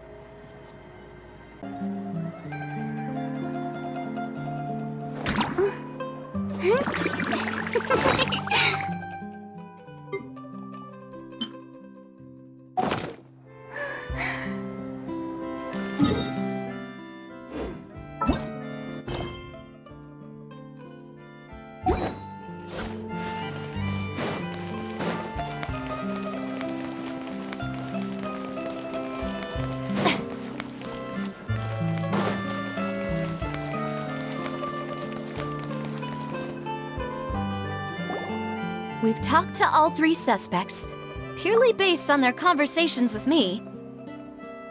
None of them sounded particularly suspicious. I suppose that's to be expected, though. If a single conversation's all that's needed to find them out, then my father wouldn't have needed to investigate the case for so many years. Anyway, even though we didn't make a breakthrough, let's still compile what we were able to find. But where should we start? Ah, you're right! Flora mentioned that Callus probably only ended up with the gun because of circumstance. That makes sense. According to Jacques' family members, he already told them that he had been discovered, and that he had no choice before he left home that day. If I had to guess, he probably received an order from the synth boss to kill my father. Had he refused, he and his family's lives would have been forfeit. So, Jacques fired the first shot? Oh? And why is that? Ooh, that's a good point. Jacques probably already knew that he was just being used as a tool for murder. And once he had completed his mission, he'd be of no more use to his boss. Huh. So, what would make more sense from his perspective would be to turn his back on the Order and seek protection from my father. Makes sense. But without evidence, that's still just a theory. Besides Jacques, the attack from the Gardamex has been bothering me quite a bit as well. It's obvious that our enemy has become more antsy after the secret of the primordial seawater was revealed. Do you think he knew, even then, that we'd follow this lead to the end? Given everything that's happened since, it's quite possible. But who among the 3 suspects would have the ability to control privately owned Gardamex?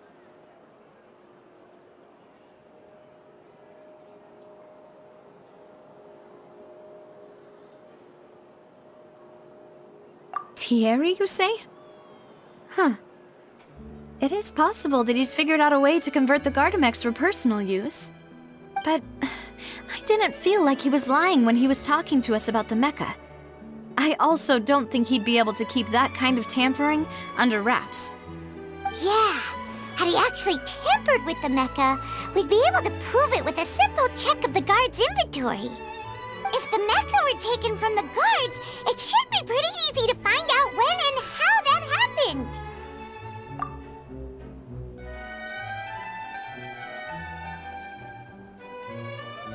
Uncle Marcel?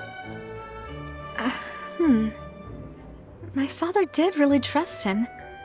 And they worked together on a large number of projects. Maybe that's how he got to know Jacques. And with funds from the Confrérie, he could also afford a large number of Gardamex. It's still really hard for me to imagine, though. After all, Uncle Marcel has been around since I was just a child. Also, wouldn't this mean he has been spending a whole lot of mora and energy to fight his own synth business?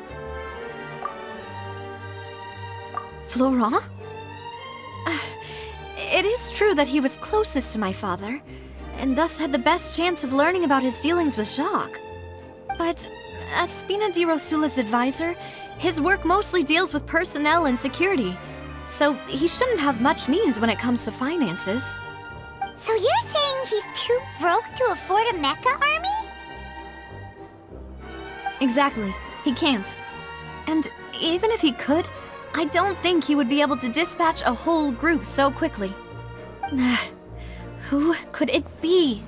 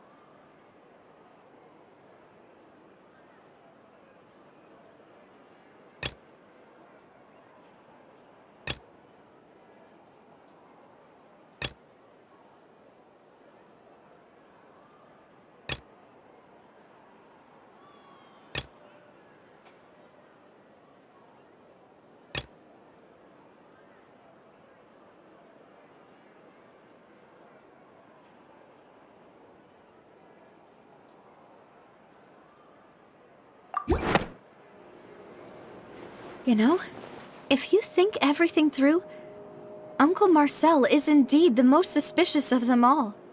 Could we be missing other suspects? Malus didn't know about the people turning into water thing when he narrowed it down to these 3, did he? Malus has always been very reliable, and his judgment of others' trustworthiness has been fair and well considered. When he laid out his case for the 3, the rationale he gave me made a lot of sense as well. The suspect is knowledgeable about the Spina's internal affairs, has the means to dispatch Mecha to assassinate us, and possesses significant intellect and foresight. Even if I don't want to believe it, I'm starting to see how things could all tie back to Uncle Marcel. Well, we still have another trump card on top of all the theorizing and speculating. Yes, Malus did say that charging straight in there would be extremely risky, but we don't have any other options right now. We need far more solid proof before we can hope to go charging in on our enemy. Navia, here you are. Oh, I've been looking for you. Huh? Aren't you the guy from the guards? Did something happen? Yeah. News came from Irenaeus just after you left. We've got another trial on our hands. Wasn't that place built specifically for holding trials? What's so newsworthy about this one? I know. But they said the person they're putting on trial is a Fatui harbinger called Tartaglia. What? Is that someone you know? Yeah, we know him. Maybe even a little too well. Well, he's been accused of being the true culprit behind the serial disappearances case. It's absurd, don't you think? Wait, how? None of our investigations have had anything to do with him. That's what I thought was strange about it, so I came to tell you the news right away. If the charge against him stands, then it'll be next to impossible to get the guards to support any of our planned investigations. Right, because they'll think they've already found the culprit. Yeah, and it'll be a lot harder then to clear Mr. Callus's name. I understand. Well, partner, what do you think we should do? We still haven't found any conclusive evidence.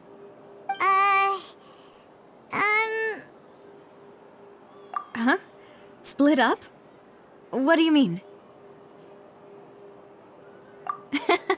Just as expected of my partner.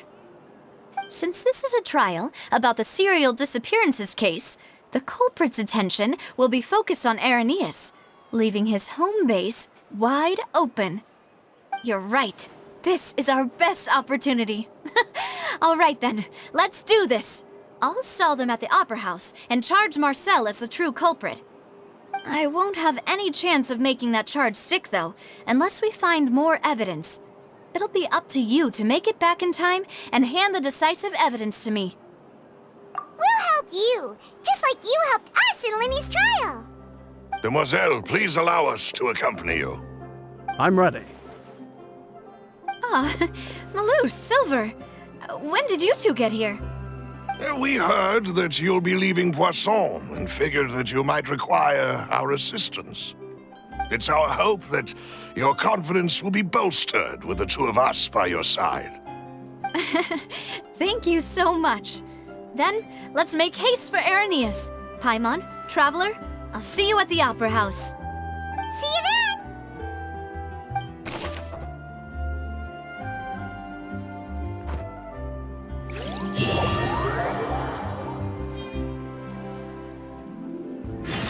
Now that Navia has set out for Irenaeus, we should also get going. The location has already been marked on the map, so let's head over.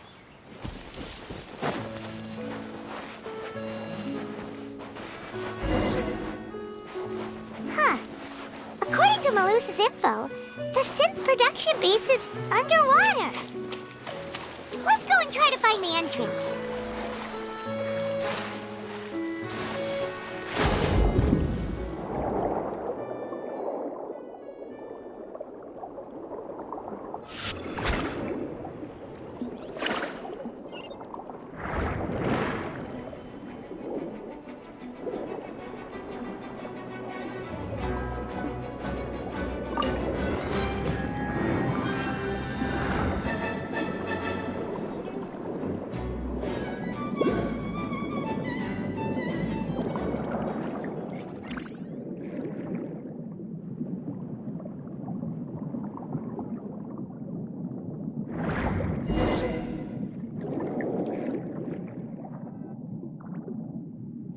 Finally found it! Huh. So this is the entrance that leads to the synth production base. It sure doesn't seem out of the ordinary at all. Ah, you're right. An important place like this is bound to have a ton of protective measures and mechanisms. Navia's probably arguing up a storm right now to stall for us.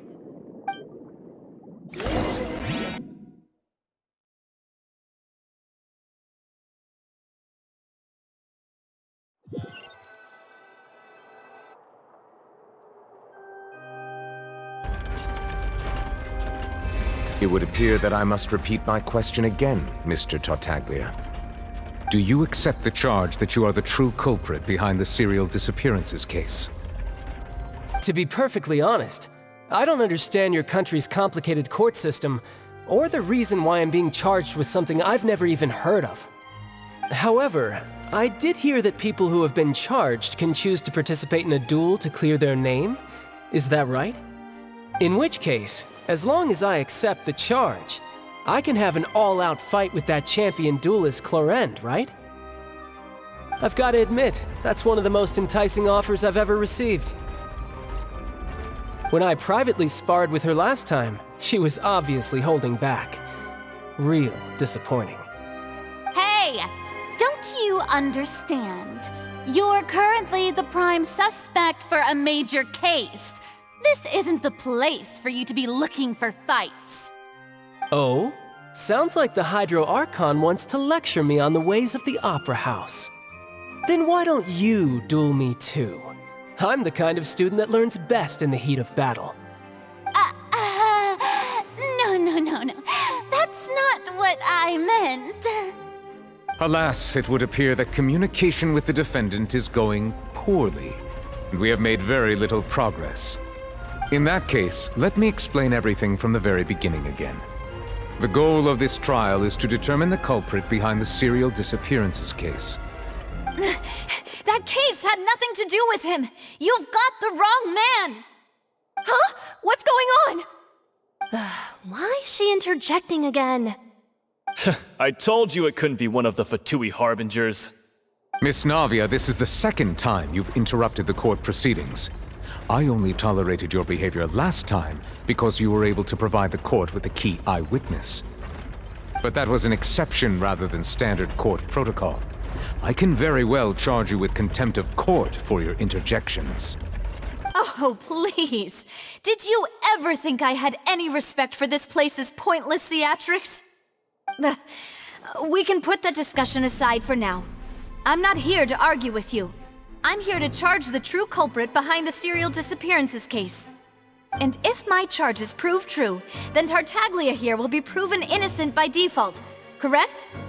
Oh, a young lady has charged in and offered to clear my name. How fascinating. Well, I'd gotten half bored to death by all these rules and procedures anyway, so I'll take you up on that offer. So, Your Honor, is there nothing else for me to do now?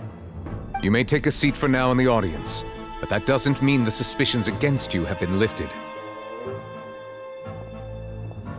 Now then, Miss Navia, who is the person you would like to charge instead? That person is...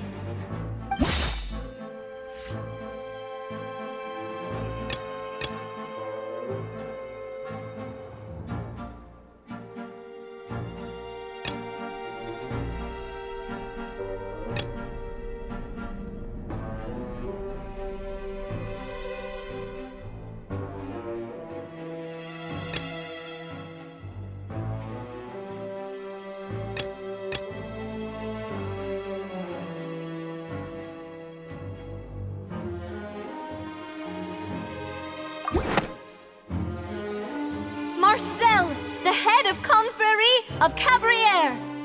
Huh? What confrérie? Never heard of them in my life. I've heard of them, but weren't they Spina di Rosula's sister organization? Oh, is this going to be a friends to enemies type situation? Please let me remind you, Miss Navia, that charging someone is an incredibly serious matter. Committing to the charge also means taking on the legal responsibilities associated with it. And if the charge fails, depending on the circumstances, you may also be charged with the crime of making a false accusation. Knowing this, do you still wish to charge this man? Yes, I do. In that case, I declare the charge to be valid. Miss Navia and attorneys, please take your places on the court. Members of the guards, please contact Mr. Marcel right away so that he may stand trial.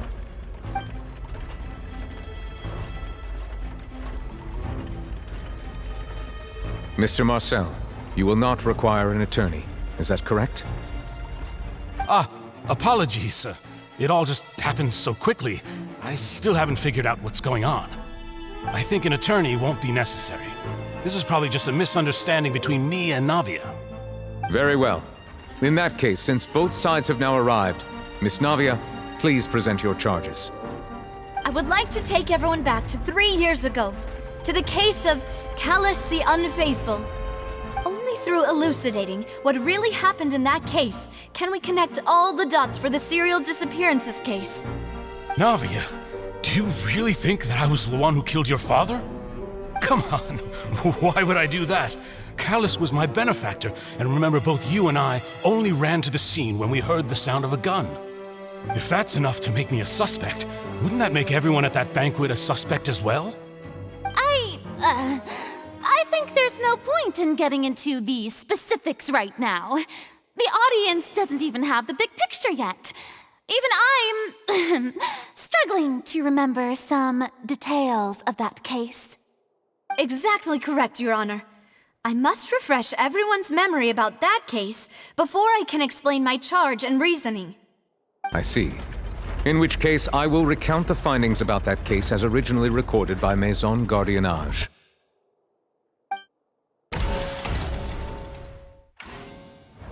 On the day of the murder, Spina di Rosula hosted a large banquet in a countryside estate owned by the Confrérie of Cabrières. During the banquet, all attending guests heard 2 gunshots from the courtyard. When the guests arrived at the scene, they found the primary suspect, Callus, holding a gun, while his acquaintance, Jacques, lay dead from a gunshot wound. The guards' investigation did not recover any other firearms from the scene. As a result, they concluded that the suspect's first shot must have missed, while the second must have taken Jacques' life. The suspect did not dispute this conclusion, and also declined to defend himself in court. Instead, he chose to prove his innocence through a duel. Callus was defeated by champion duelist Clarande in the ensuing duel, and soon succumbed to the injuries. These are the known facts about the case.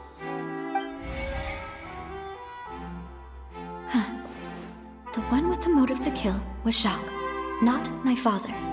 And even so, Jacques still had no reason to pull the trigger.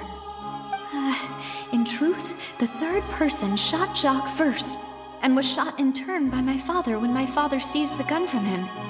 After that, the true culprit turned the third person into water, erasing all traces of him from the scene. Thank you for the summary, Your Honor. Of course, the guard's conclusion appeared quite sensible to us at the time. However, we should revisit the case now that we've gained new information about the abilities of water from the primordial sea.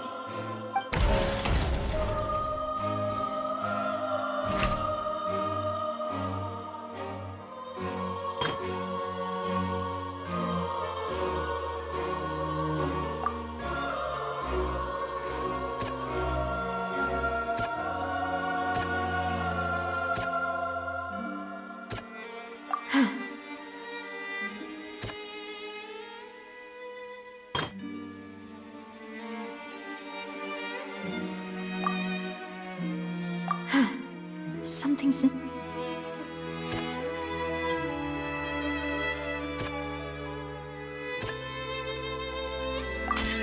This assassin first shot Jacques, then turned to shoot Callus, only for Callus to wrestle the gun from him and kill him instead.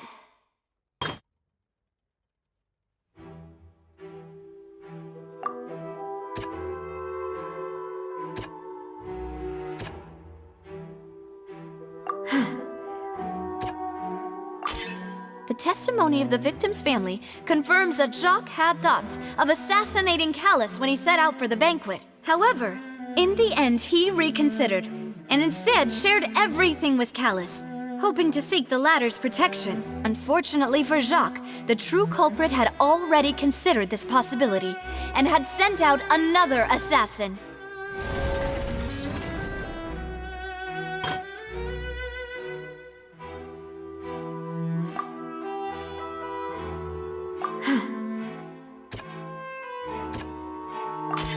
A pile of clothing was found at the scene. The guards once believed they were used by Jacques as a costume to disguise himself. But now, it is clear that the clothes were proof that there was a third person at the scene, and that they were turned into water after committing the murder. Since it was raining that day, the culprit was confident that they could use the rain to wash away all traces of their dissolved accomplice. Realizing this, the true culprit caused the hired assassin to dissolve into water, leading everyone to believe Callus was responsible for Jacques' murder. This is the true version of events.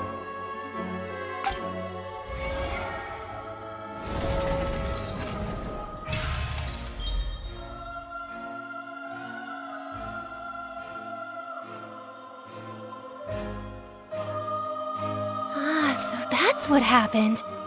Wait, you're telling me something as dangerous as water from the primordial sea has been used for all these years? What a great theory. It also explains Callus's and Jacques' respective motives. I guess they didn't shoot each other after all.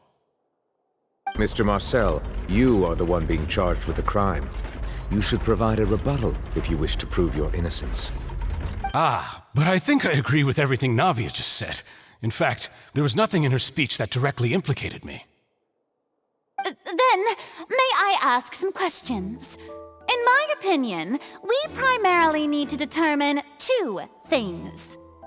One, do you have the evidence to back up your claims? I'm afraid not. At least not at this very moment. Boo! If you don't have any evidence, you should just go home! I may not have the evidence with me, but I know where I could go to collect it. If we look up the deserted clothes against a record of people who went missing around the same time, we should be able to find a match. Considering the serial disappearances case, the guards probably kept careful records of all missing persons from around that time, regardless of age or gender. That makes sense to me. Monsieur Neuvillette, I would consider this to be a reasonable investigative direction. Why do I feel like Farina's acting a little differently today? Maybe she's scared of embarrassing herself again? Alternatively, she's become more diligent after charging an innocent citizen in the last trial. My second question has to do with the ensuing duel. If the truth is indeed as you described, then why didn't Mr. Callus explain himself in court? If he had testified that a person had been dissolved, he could have at least mounted a defense. I've thought about this too, and the answer is actually pretty simple. He felt there were things that were more important to him. The dissolving power of water from the primordial sea is an important secret for the true culprit of the serial disappearances case. My father could have exposed it for all to see, but he chose to take it to the grave. At that time, Spina di Rosula was in dire straits, and his reputation had already been shattered. He had no guarantee that going forward with the truth would allow the culprit to be brought to justice. What was certain, however, was that it would paint a gigantic target on my back. Boss once told me that Demoiselle had already been selected as the next target of the serial disappearances case. What? If the secret had gotten out, the culprit would have fought an all-out war with Espina right there and then. I wouldn't have been the only one in danger. All of us would have stood to lose our lives. Of course, the guards might eventually figure out the truth of the matter and determine that we were in the right. But what good would that do? How can a hollow verdict protect anyone? Had this opera house ever given my father any kind of confidence in its brand of justice, Spina di Rosula would have had no reason to exist. But by staying silent, we retained the ability to deter our opponents and continue the stalemate. I was able to become Spina di Rosula's president, which made me harder to target, as well as giving me more time to grow and learn. And once I have figured out the truth and stepped up to the challenge, I will do what this opera house cannot, and restore my father's truth and honor back to him. So, you mean to say, your father intended to die in the duelist's ring? That's right. Do you have any proof? Of course. All you need is to ask his opponent, Clarand. I don't need your apology, your guilt, or your support from the shadows. You don't have to do anything for my sake. But since he entrusted his will to you, Clarand, you should tell us the truth about his sacrifice. So, during the duel, did you believe that Callus was intending to die? Yes, I did. As a champion duelist, I've fought many battles and taken a countless number of dishonored lives. In my line of work, I've seen all kinds of people give their all for the faintest hope to continue living. Some were determined, others passionate, and some even manic and twisted. Just one look and I can tell if a duelist is hoping to live or if they're looking to die. I hereby swear on my name and honor as a champion duelist that Mr. Callus never intended to leave the ring alive. Since that's your testimony, I have no more questions. It appears there really are good grounds to reopen this case. I concur. However, Miss Navia, you still have not explained the link between your father's case and the serial disappearances case. Right? What she said was fascinating, but kind of beside the point. Wait, weren't they just talking about the serial disappearances case? Of course, Your Honor. The two cases are connected via a matter of timing. In my father's case, the culprit intended to kill both Jacques and Callus. As a result, they planned to act after hearing 2 gunshots. And at the end of Linny's trial, the culprit also only dissolved the victim in front of everyone because they realized they were at risk of being identified.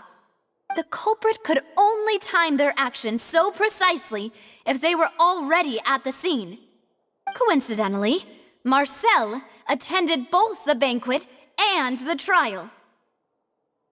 So that's why you suspected me. Even after hearing your reasoning, I still can't help but find it a little preposterous. I'm used to it, though. You've always been an impulsive and sentimental child, Navia. It's one of your most endearing traits. No need to appeal to pathos. I won't try to refute your points one by one, but even if everything you just said was true, can you prove that I was the only person present at both events? On top of that, does a person have to be physically present to control the timing? Can't someone remotely monitor the place? Don't know what she can say to that. I know that even with that, you might still think you can reduce the list of suspects with some further investigations until I'm the only one left on the list. Alas, who won't feel at least a little hurt by an accusation of murder from a girl you see as your own daughter? But if I were to dismiss this completely, you'd also think I'm not being considerate of your feelings. Ah well, let Uncle Marcel teach you another lesson. Do you know what the biggest flaw in your reasoning is? I suppose you're gonna tell me anyways. It's timing again. I'm a businessman by trade. From that standpoint, there's no reason for me to kidnap young women. It's a high-risk action with nothing to gain. In addition, I left my home in Snezhnaya when I was young to come to Poisson and work in some trade. My business only thrived when I received Callus's patronage. But the disappearances began before I ever stepped foot in Fontaine. I do apologize, demoiselle. This was my mistake. No, it's not your fault. I'm sure he had come prepared. Is there anything else you'd like to say? Would you like to check the date of my first business license against the first known case of the serial disappearances? You can also take a look at my border entry records, or ask my friends and family when I left Snezhnaya for the first time. Could those records and testimonies do something to appease the unspeakable anguish in your heart? Seems like she got the wrong guy. At this rate, Navia will be convicted for falsely accusing him. I think you've done a superb job of dissecting your father's feelings as he neared the end of his life. But aren't you going against all of his wishes and expectations right now? He wished for you to become more rational, collected, and conscientious, instead of dwelling only on your own feelings. Once you've learned to be more considerate of others' feelings, and to stop rushing headlong into things, you'd have met most of his expectations. This isn't just about me, and it never has been. The biggest difference between me and the rest of the victims is that I still have the ability to search for the truth, while that same agency has long been taken from them. The people whose families were destroyed by synth abuse, the people who lost their loved ones to the serial disappearances, and the people who suffered tragic ends due to their sense of justice. Many people's images are flashing before my eyes. I'm sure some are coming to those of you in the audience as well. And whose image do you see, Marcel? Is it a man named Vacher? Oh, so you do know that name. I'm merely surprised you'd suddenly say the name of someone I've never even heard of. I was waiting for you to say that.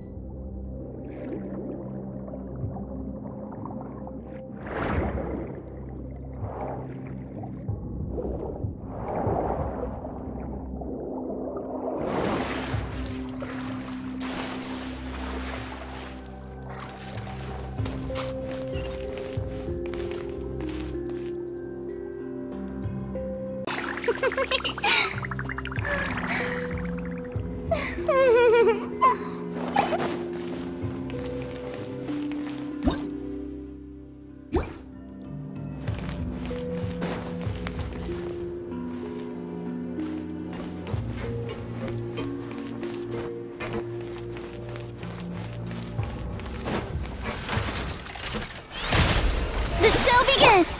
Illusion shattered! Into the wind!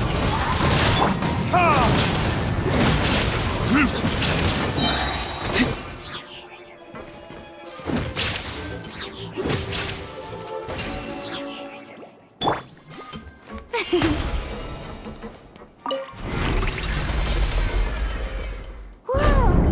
The floor is going up! Is it because of this mechanism in the middle? That guy really prepared a lot of stuff for this place.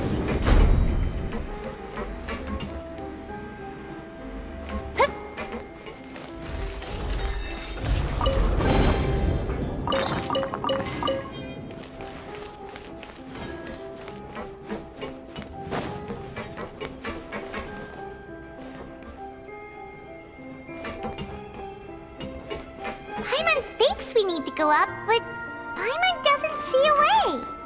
Let's take a look around. Maybe we'll find a hidden mechanism that'll show us the way up.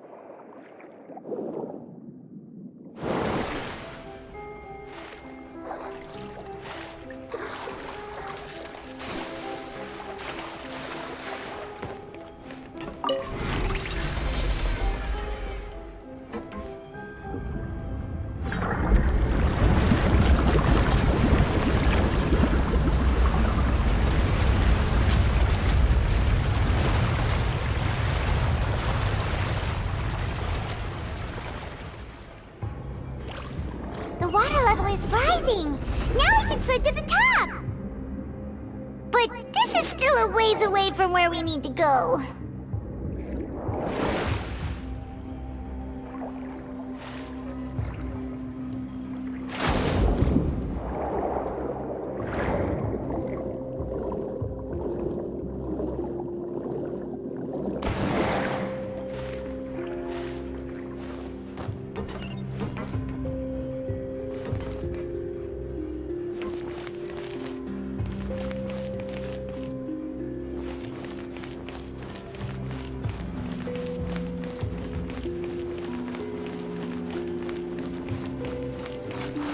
Yoo-hoo! Let the world collide! Shine down! The wind knows it.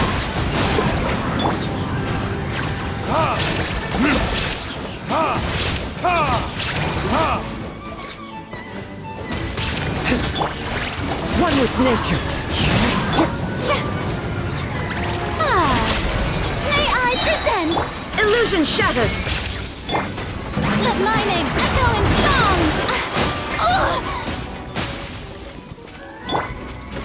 Time for retribution!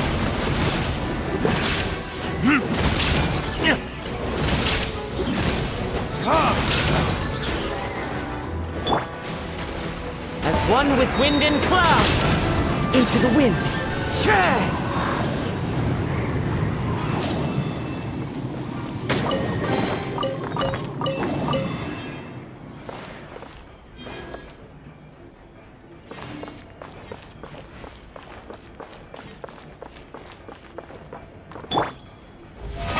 How brilliant!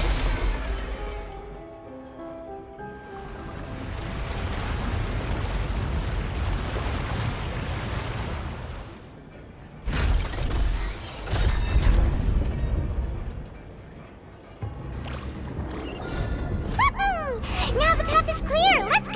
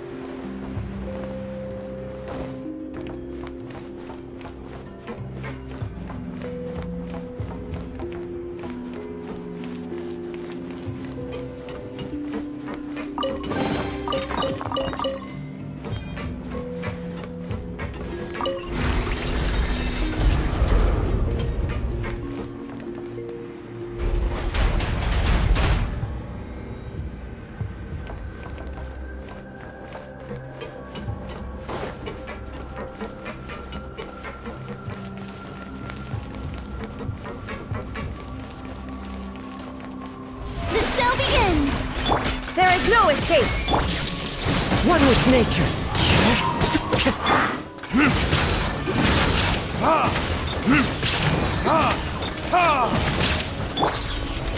Into the wind.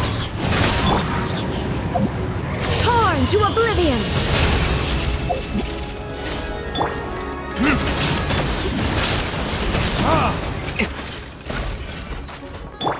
Time to shine!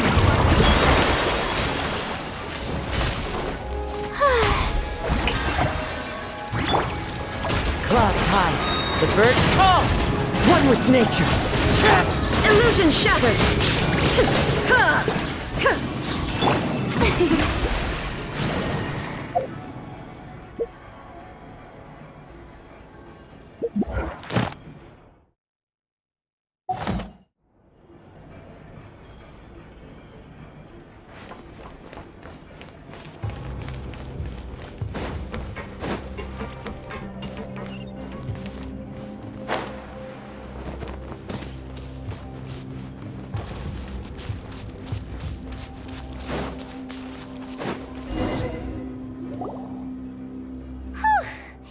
After all that, we finally made it to the innermost sanctum.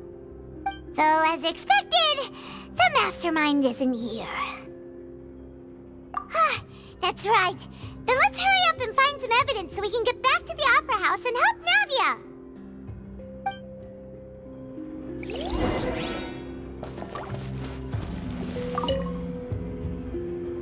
What's all this? Aw, it's a bunch of really cute things. Pink accessories, a hair tie, a necklace, even a makeup box. Oh, Paimon sees it too, but why are all these cute things labeled with different girls' names? Huh? You mean the girls from the serial disappearances? They were brought here? And then they were were turned into water. And all the boxes of things. These names. That means... Oh, this is terrible!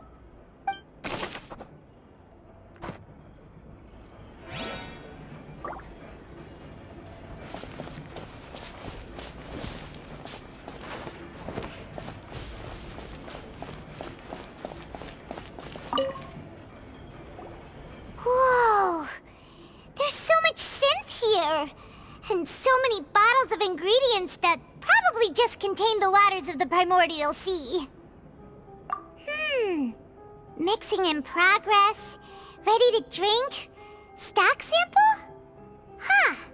They've also got all the synth pretty clearly labeled. Whoa! There's even fruit-flavored synth? Yep, it's super obvious.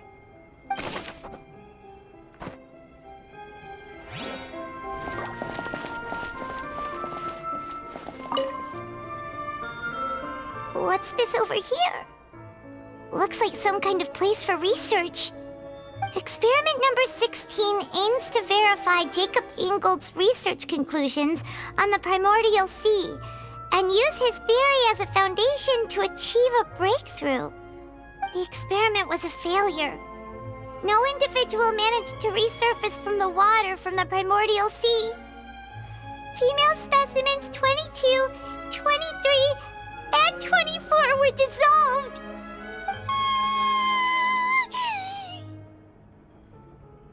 Sorry, Traveler. Paimon will try her best. It's just that Paimon's never read something so scary before. How can someone write something that terrible in such a matter-of-fact tone? You read the rest. Paimon's too scared to keep going. So that's why he did all of these experiments. Wait, did he really think he'd be able to find a way just by dissolving people over and over? That's just insane! Huh? Isn't that the name you heard by the fountain? Paimon thought he was an eyewitness in the serial disappearances case. Ah, you mean Vache is the one who did all of these... experiments? So that's it! Vache was no victim, but personally took his lover and... No, that's not it either! If that's the case, why would he want people to resurface from the water? In any case, Paimon will write it all down.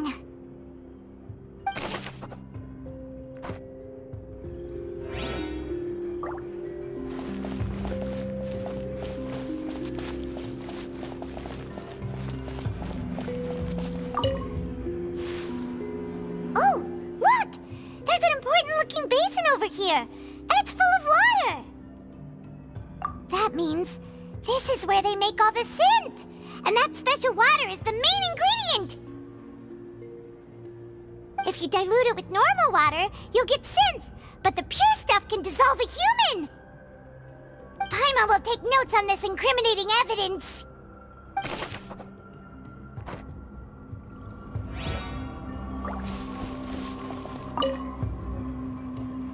Let's see what's written here. Nothing escapes Detective Paimon's eyes. Callus. Navia's father. Oh, this seems to be an investigation report on him.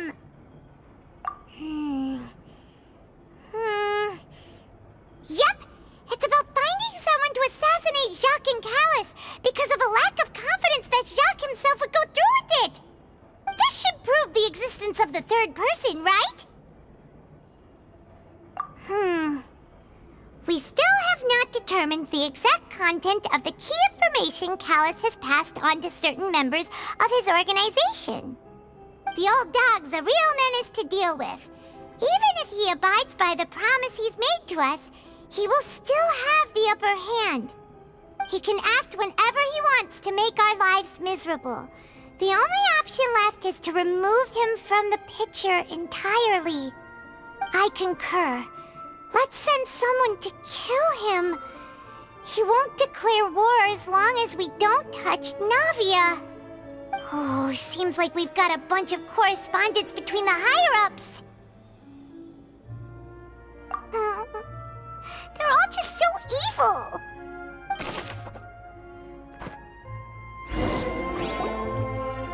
We've looked at almost everything here, and it seems like our theories were spot on. But... yeah, we haven't found anything that reveals his true identity. No wonder even Neuvillette wasn't able to find anything. Whoever it is probably destroyed everything to do with that name a long time ago. That way, even if we bring all this back to the opera, we won't be able to identify the true culprit. Sure thing. Paimon won't admit defeat to this guy either.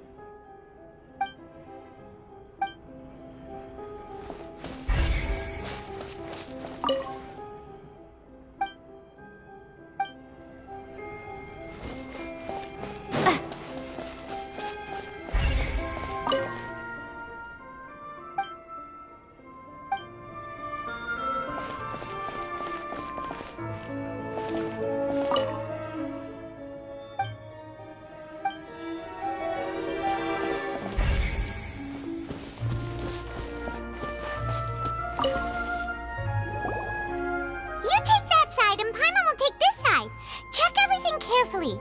We'll find something for sure.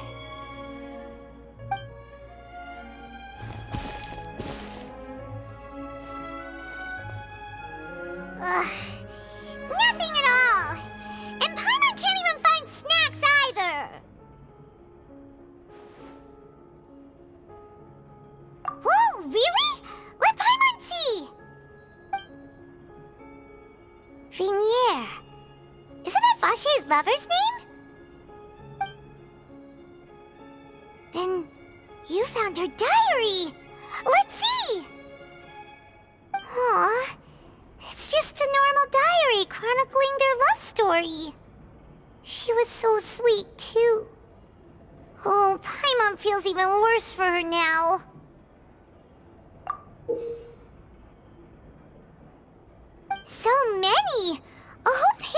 birth, but they're all crossed out. Was she unhappy with all of them? The final name she decided on was... Marcel. Wait, but Marcel's pretty old. Has this case been going on for so long that he's Vacher and Vinier's grown son? Hey!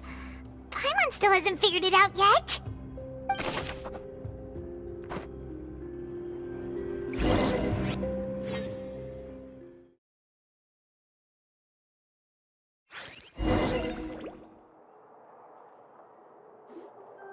And whose image do you see, Marcel? Is it a man named Vacher? Oh, so you do know that name. I'm merely surprised you'd suddenly say the name of someone I've never even heard of. I was waiting for you to say that. Navia! We're back! As expected of my partner. I just knew you'd return in the nick of time. Just how often do you intend to flout the rules of this court? It's all right, Monsieur Neuvillette. Given their confidence, I expect they've found the crucial evidence.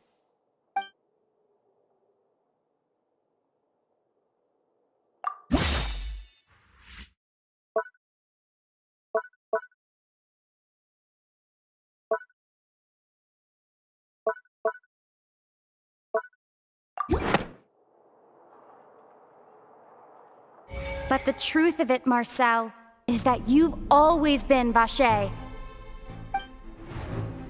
Huh? We've investigated your lair and we already know everything! After your lover, Vinier, was dissolved, you kept abducting young women to experiment on the hopes of bringing her back to you! You even created Marcel as a new identity and destroyed all records of your past as Vacher! So that's it. Even the villains in opera performances rarely go that far. And with that, Marcel's motive has now been established. This information regarding your past also dismantles your prior timing defense. Well, Marcel, do you know where you went wrong? You fixated your gaze on the lover that passed away, instead of paying attention to the living people around you. So, you never noticed how we changed, or how we grew as individuals. You also never understood Boss's real expectations for his daughter. Or our determination to see things through. Your determination. Mr. Marcel, please speak up now if you would like to defend yourself. Otherwise, the trial will move on to the next stage. Do you really think I wanted to do any of this? Pay attention to you? What for? Have you ever paid attention to me? Ever empathized with my pain? Ever known how it feels to watch the love of your life dissolve right in front of your eyes? No one helped me. No one even believed me. All those decades ago, even the officers from the Maison Gardiennage were laughing at me. They said there's no way a human being can turn into water. So I must have gone mad from grief. Vinier's death was brushed away by all of you as if it didn't matter at all. Well, now you know, don't you? Ha! Well, it's too late now. All those who were dissolved are gone forever. You only have yourselves to blame. You set up this ornate opera house in pursuit of your so-called justice, your beloved drama, while turning a blind eye to the suffering of the people. Vinier is dead. We promised each other that we would always be together. Wherever she goes, I will follow. But I'm not from this blasted place, so I can't be dissolved, no matter what I do. Hey, is that water from the primordial sea that he's drinking? I can't dissolve! Can't dissolve! Can't dissolve! Do you all see? I can't go! I can't follow! So if I can't go where she is, what choice do I have but to try to bring her back? I did all of that, and in the end, that accursed Callus still got the better of me. I spent my entire life living on pins and needles, only to get stabbed by his idiot daughter at the very end. The suspect is exhibiting signs of mental distress. Guards, please restrain him. Don't touch me! Don't anybody come near me! I still need to save Vignere. Her promise. We made a promise. Vignere! Please, Vignere, don't think badly of me. All I want to do is fulfill our promise. At this point, the verdict of this trial is clear. With Mr. Marcel's conviction, the charges against Mr. Tartaglia no longer have any basis. Fine by me. I was in a bad mood, but after a show like that, I'm actually feeling pretty good. Traveler, please submit all the evidence you have collected to the guards, so that I might review and summarize the truth behind the serial disappearances case. The man now known as Marcel was originally named Vacher and worked as an adventurer with his partner and lover Vignere. During an underwater expedition, Vignere accidentally came into contact with water from the primordial sea and was dissolved in front of Vacher as a result. Vacher learned of the primordial water's existence through the work of others and began to kidnap young women for research, with the goal of discovering a method to restore Vignere back to life. To cover his tracks, he invented the new alias of Marcel and began to operate a business in Poisson. During the course of his research, Vacher discovered that a diluted concoction of water from the primordial sea can induce feelings of euphoria, and began to manufacture and market synth. However, as he accumulated wealth to fund his continued research and expanded the scope, he came into conflict with Spina di Rosula. After exchanging blows with Spina di Rosula for many years, Vacher decided to assassinate their president Callus at a banquet. Although the assassination did not go as Vacher expected, he was able to turn Callus into the murder suspect by dissolving the assassin he sent to the scene. And just recently, Vacher attempted to frame Linny as the culprit of the serial disappearances case, using a similar method. However, his attempt to frame Linny failed, and the power of water from the primordial sea became public knowledge. This case also exposed enough of Vacher's machinations that he was eventually successfully charged in court. Thus concludes the enigmatic history of the serial disappearances case, with the truth revealed to all.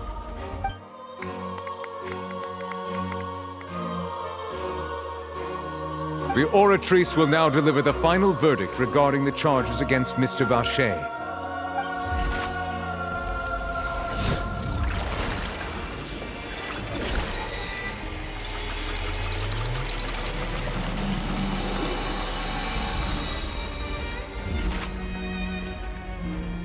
According to the judgment of the Oratrice Mécanique d'Analyse Cardinale, Mr. Vacher is guilty. Guards! Take Vacher away. Good. It's what he deserves. With that, the serial disappearances case is over now. We really just witnessed history. Who would have thought the true culprit would be such a polite and well-spoken guy? Yippee! We helped Navia bring the bad guy to justice! He's hurt so many innocent people and now he's finally getting what he deserves. Huh? Are you okay? Demoiselle, you were absolutely brilliant. The day our late boss had always hoped for has finally come. You can rest easy now, knowing justice has been served. Yeah. It's finally over. It's all thanks to you guys. And my partner. See, Papa? Spina di Rosula's still doing well with me at the helm. Well now, hasn't this been a most delicious piece of drama? The villain has been caught, justice has been served, past wrongs have been righted, and it's a big ol' happy ending. Since it's been such a great show, I'll just let the false accusations against me slide. Either way, I've still got some business to attend to. So, if you'll excuse me... Please wait just one moment, Mr. Tartaglia. What now? None of this has anything to do with me. According to court protocol, since this trial was initiated due to a charge against you, a verdict must also be made regarding the initial charge before the trial can conclude. Oh, come on. Is this really necessary? Haven't you already caught the real criminal?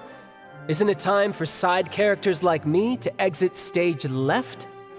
Please respect the laws of Fontaine. This has always been the rule. All right, but this sure is a lot of hassle. All I need to do is stand over there, right? Let's just get this over with. Through evidence presented in the public trial that was just held, it has been established that Mr. Tartaglia has no direct connection to the serial disappearances case. The guilty party has been identified, and thus it is logical to suppose Mr. Tartaglia is innocent of the charges. We now turn to the Oratrice Mécanique d'Analyse Cardinale to render the final verdict on the charges.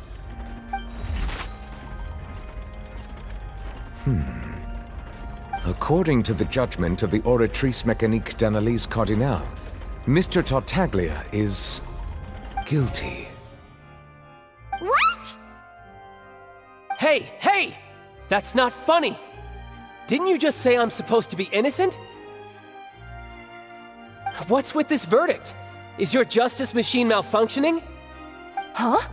This has never happened before. The Oratrice actually returned a different verdict from the Chief Justice. I mean, have you ever heard of an innocent Fatui Harbinger? Do you think the Oratrice might have just convicted him on general principle? But weren't the charges about the serial disappearances case? No matter what else he's guilty of, it shouldn't affect the verdict in this case, right? The judgment of the Oratrice Mécanique d'Analyse Cardinale is, by law, the final verdict of the court. We must accept the guilty verdict. Guards, please take the suspect into custody per court protocol.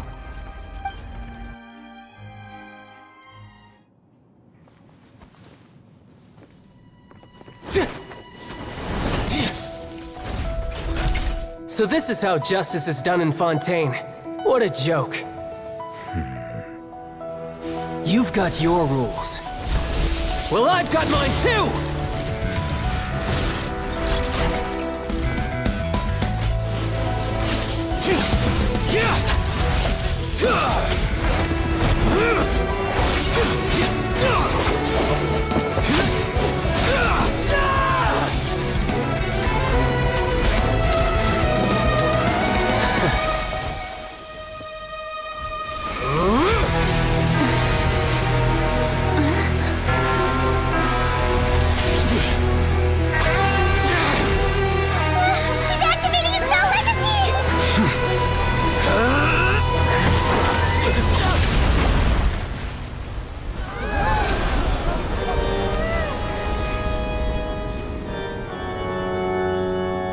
I am sorry.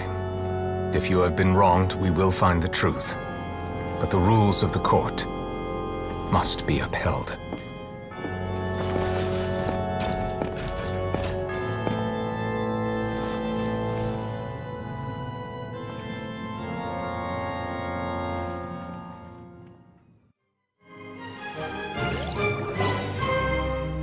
Hey, Monsieur Nouvelette, what's going on? Shouldn't they have been cleared already? Apologies. This is also the first time I've encountered such a situation. However, according to the rules established at the conception of Fontaine's court system, the Oratrice's judgment is the final verdict of the court. All I do is follow court procedure. As for why the Oratrice arrived at the conclusion it did, you should probably ask someone more knowledgeable than me. Why are you looking at me? I had nothing to do with it! I don't know what happened there either! Hey, stop staring at me! What does Lady Farina mean by that?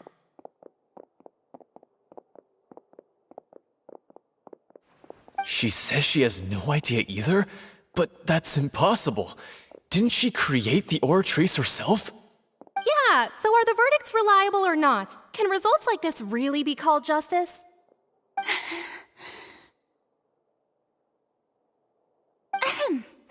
My dearest citizens, did you really think we'd allow an incorrect verdict to be handed out in this court? Did you really believe that the judgment could be mistaken or be the result of some sort of random mishap? Don't tell me you thought even I had been blindsided by the Oratrice's result. But the way she looked just now, it was pretty obvious she had no idea what was going on. However, given the state of things, I shall give you an explanation. Everything that just took place, including my supposed shock and bafflement, was a part of an elaborate performance, with every action meant to stir up drama and excitement. And, of course, for every performance, there is a script. Everything has unfolded exactly as I expected from the very beginning. As the embodiment of the very concept of justice, the Oratrice shall never render an arbitrary judgment! If you thought Child had nothing to do with the serial disappearances case, it is only because you've been blinded by the superficial appearance of innocence. Everything he's done, not to mention the danger he poses, are beyond ordinary comprehension and completely unforgivable! All shall be revealed in time. You will come to understand my noble intentions, as well as the absolute correctness of the Oratrice's verdict.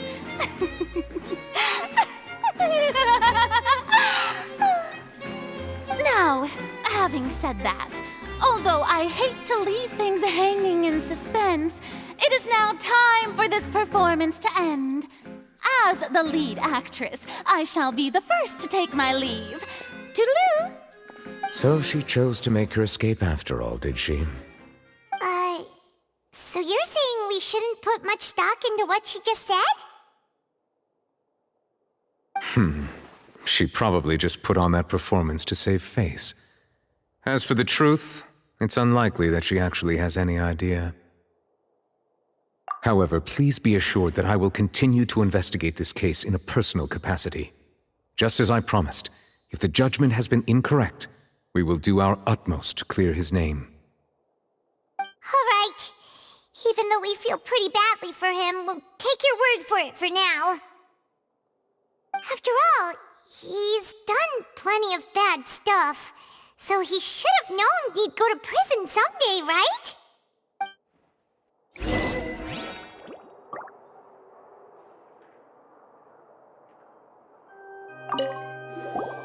Oh, Monsieur Neuvillette! That power you showed when you took him down. Who are you really? I'm the Chief Justice of Fontaine, of course. If officers of the law lack the strength and capability to enforce it, then it makes a mockery of justice.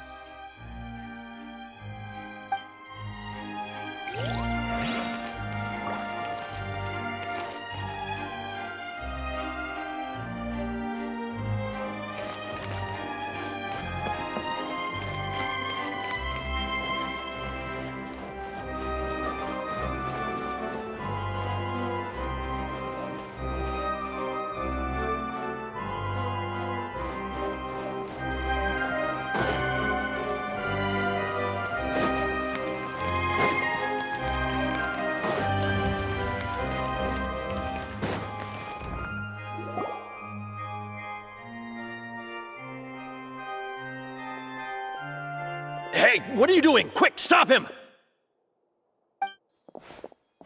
Traveler! Hey!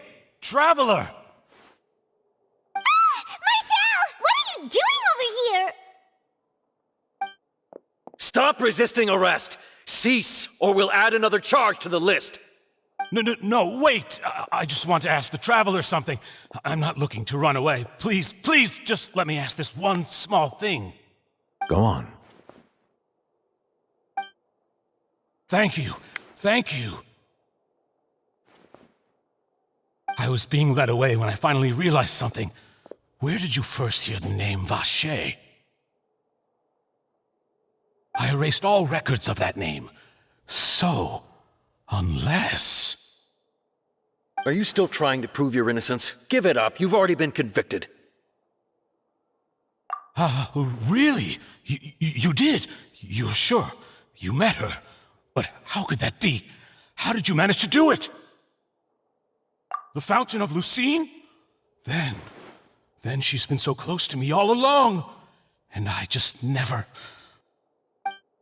Please give me a chance to talk to her again. Just let the Traveler take me to the fountain to see her one last time. This is the last request I'll ever make in my life. You can do whatever you want to me afterwards. I don't care. What? Give an inch and you want to take a mile? Do you think serial killers get to make requests like that? Paimon agrees. Why should we give him what he wants when he's only done a ton of super terrible things? This request, is it worth as much to you as your life? Of course! Wait, no. It's worth even more than my life. Humans. Will they betray the instinct to live just to satisfy spiritual needs? Very well. I will grant your request. Your Honor, I fear that... I will go with him. You do not need to worry about any escape. In that case, I shall leave him in your most capable hands, Chief Justice. Thank you, Your Honor.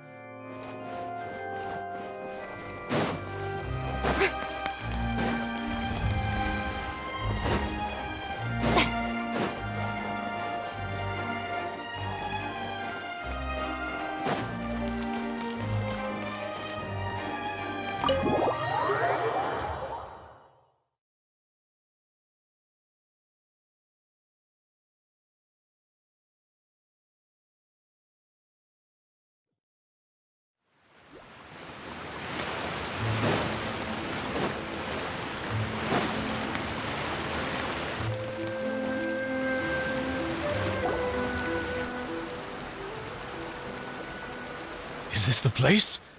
You said she's here, but what do I need to do to see her? Yeah, and even Paimon could hear her after drinking that thing. Didn't you just drink a lot of it on the stage as well? Oh, in that case... Vache! Ah! Yes, that's it! So you heard it too! Vignier, it's me! It's me, Vache! Vache? Vache! I'm here! Where are you, Vignier?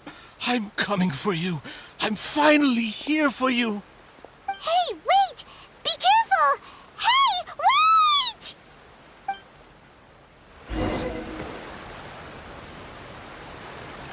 Vignier, is that you? It's me, Vache! Vignier!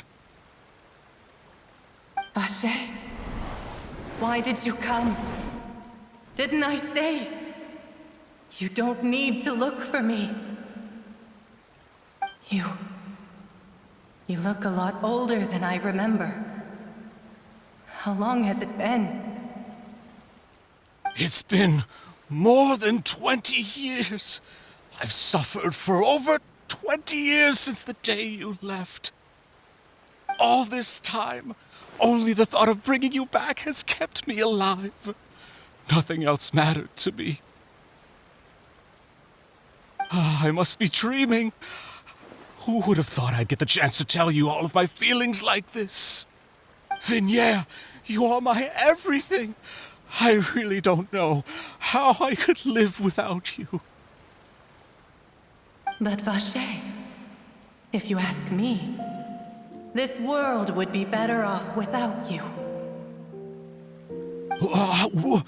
What are you saying? If not for you, I would have finished my law degree and probably become a top-tier attorney one day. If not for you, I would have continued to pursue my love of the arts, and my works would have been displayed in the Palais Mermonia itself. If not for you, I would at least have been able to take care of my mother. And she would not have grown old and died alone, with nothing but the tears on her cheeks. It's all because of your selfishness, Vache. It's all because of you. You... Wait, you are not Vignier. Who are you? You're right. I am not Vignier. I am the sacrifices. Every woman who died by your hand, as our bodies dissolved, our consciousnesses flowed back to the primordial sea.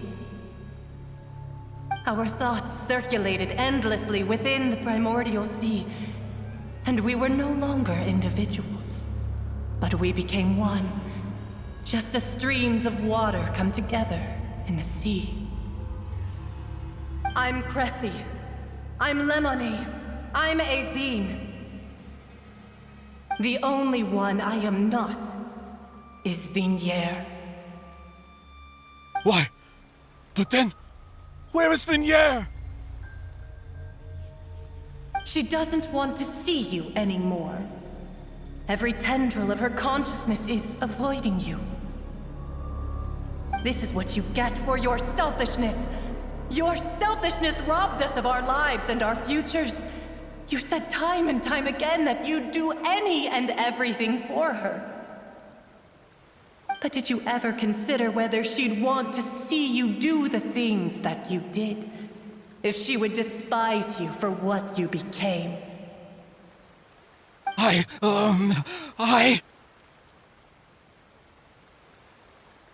You are a liar, a heartless murderer, and a cowardly narcissist. The only thing you are not is Vignier's beloved. From the moment your first victim died and her consciousness merged with Vignier's, she has had nothing but pure hatred for you.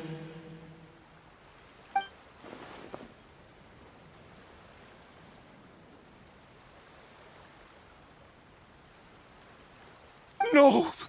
Vignier! She can't hate me. Let me see her, please. Have mercy. You still don't understand. When I said don't look for me, that came from the real Vignier. She really doesn't want to see you anymore. But on top of that, she also said that because it's her final drop of pity for you. She said that because she knew that if you did come here, we will show no mercy to you. Vache. Vache? Vache? Vache? Vache? Vache? Vache? Drown.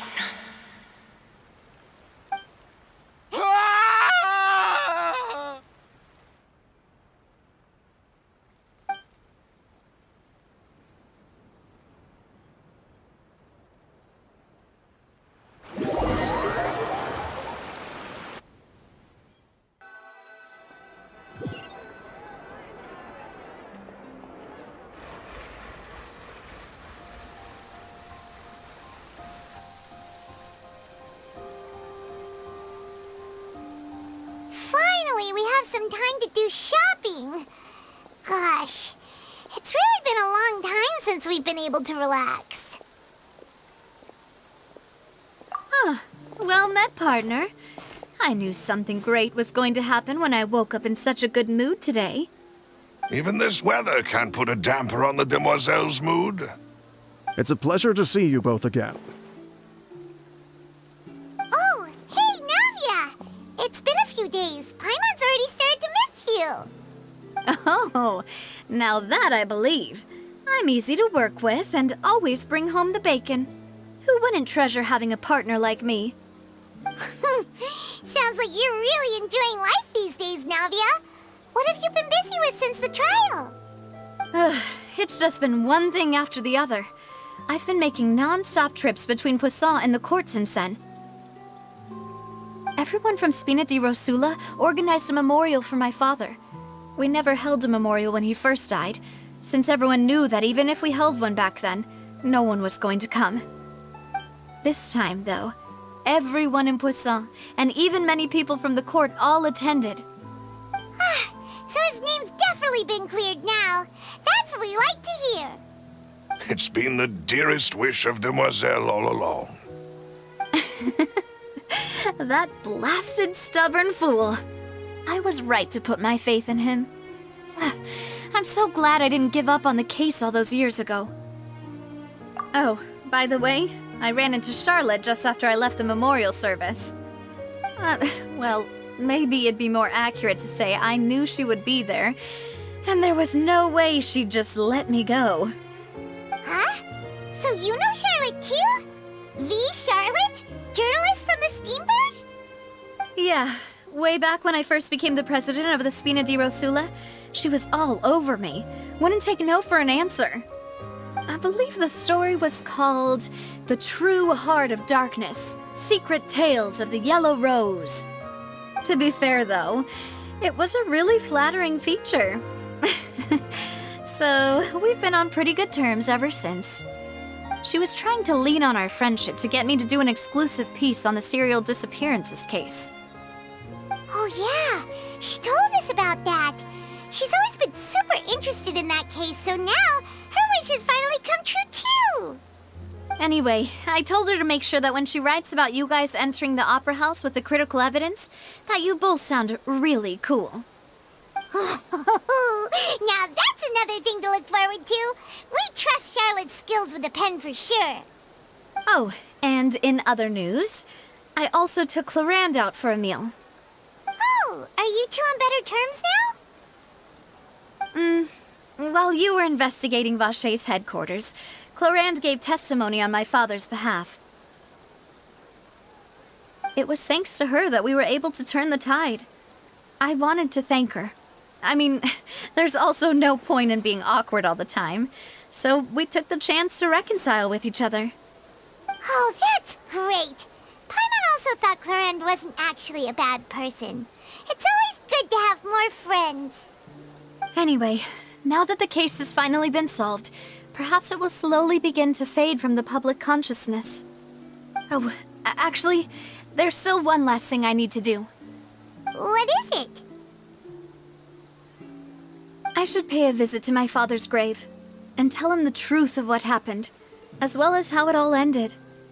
And on top of that, just how much people still look up to him to this day. That includes me, too. Miss Navia. Indeed. We want to go too! We also think Callus is a really admirable person. Sure thing. I'd like you two to share the moment with me. After all, without you, there might not have been such a positive ending. And in that case, everyone, let's be off. Considering the recent weather, we'll be lucky if we can reach Poisson before dark. Yeah, you're right. It's been raining non-stop for a few days now.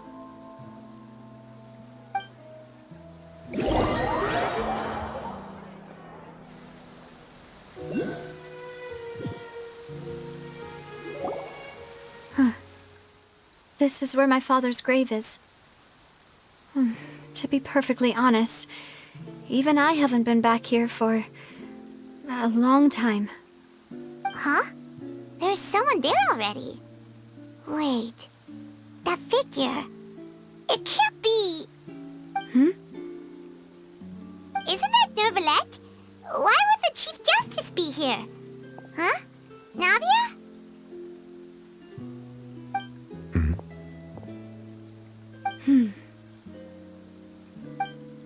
My apologies. I should have asked before coming to pay my respects. Don't say that. Sorry about that. Oh, I was trying to say there's no need for you to apologize. I wanted to show my father how much I've grown, but still, I doubt I've grown to the point that even the Chief Justice would feel compelled to apologize to me over and over. In that case, I will stop apologizing for now. You really could use some pointers on understanding human emotions, Monsieur Neuvillette. In any case, why did you come to Poisson? Well, ever since that day, I've been turning a question over and over in my head. Just what is justice anyway? There was once a time when I didn't want to believe that there could be anything more important to humans than life itself. Oh, rather than that, it's probably more truthful to say I didn't believe humans were capable of resisting the most basic instinct of living things. That they could rebel against their own nature, or consider certain things to be more important than their own lives. Which is also why I didn't stop your father from beginning that fateful duel. I believed that a truly innocent man would never throw away his life like that. That there was nothing, should have been nothing more important than one's own continued survival. But Mr. Callis proved me utterly and decisively wrong. If not for his sacrifice, the serial disappearances case would have remained unsolved to this day. Mr. Callis made the choice he did for his daughter, for his associates, and for many people completely unrelated to him. And in the end, from a certain perspective, one could say that he did it all for the sake of justice. A justice that's higher than life itself. So, you asked me why I came here. I just wanted to say my apologies to Mr. Callis in person. I should have noticed all of this much sooner. This regret has filled me with a sadness that has haunted me for days.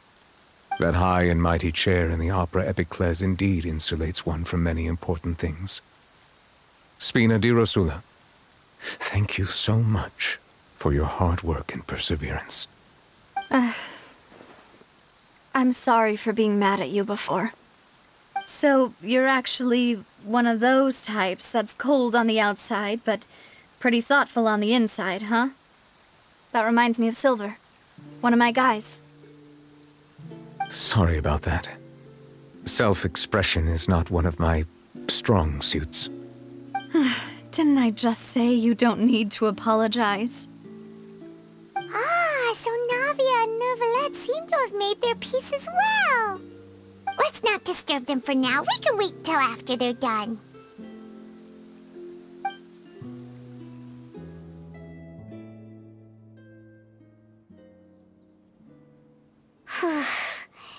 Paimon's never paid respects at someone's grave before. Did Paimon do anything rude there? Huh? Oh, Paimon didn't know that was a thing. But Paimon doesn't know what she would do if she can't fly. Oh no. Paimon hopes Miss Navia won't be too mad. Anyway, Neuvillette is still standing around there. It's not often that we can catch him alone like this, so why don't we go talk to him for a bit? If we can't talk to Lady Farina, we can at least talk to him, right?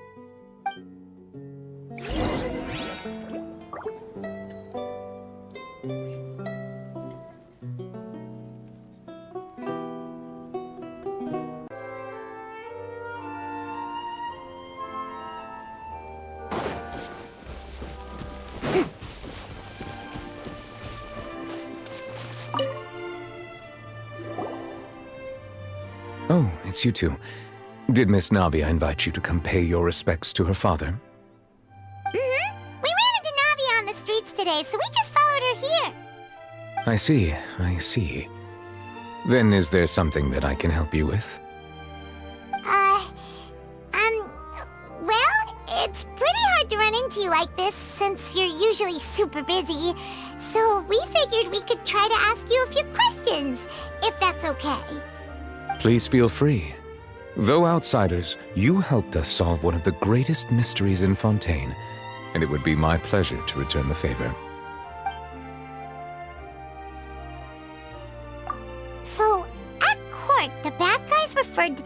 special water as water from the primordial sea, but what is it really? Truthfully, that name is already quite accurate.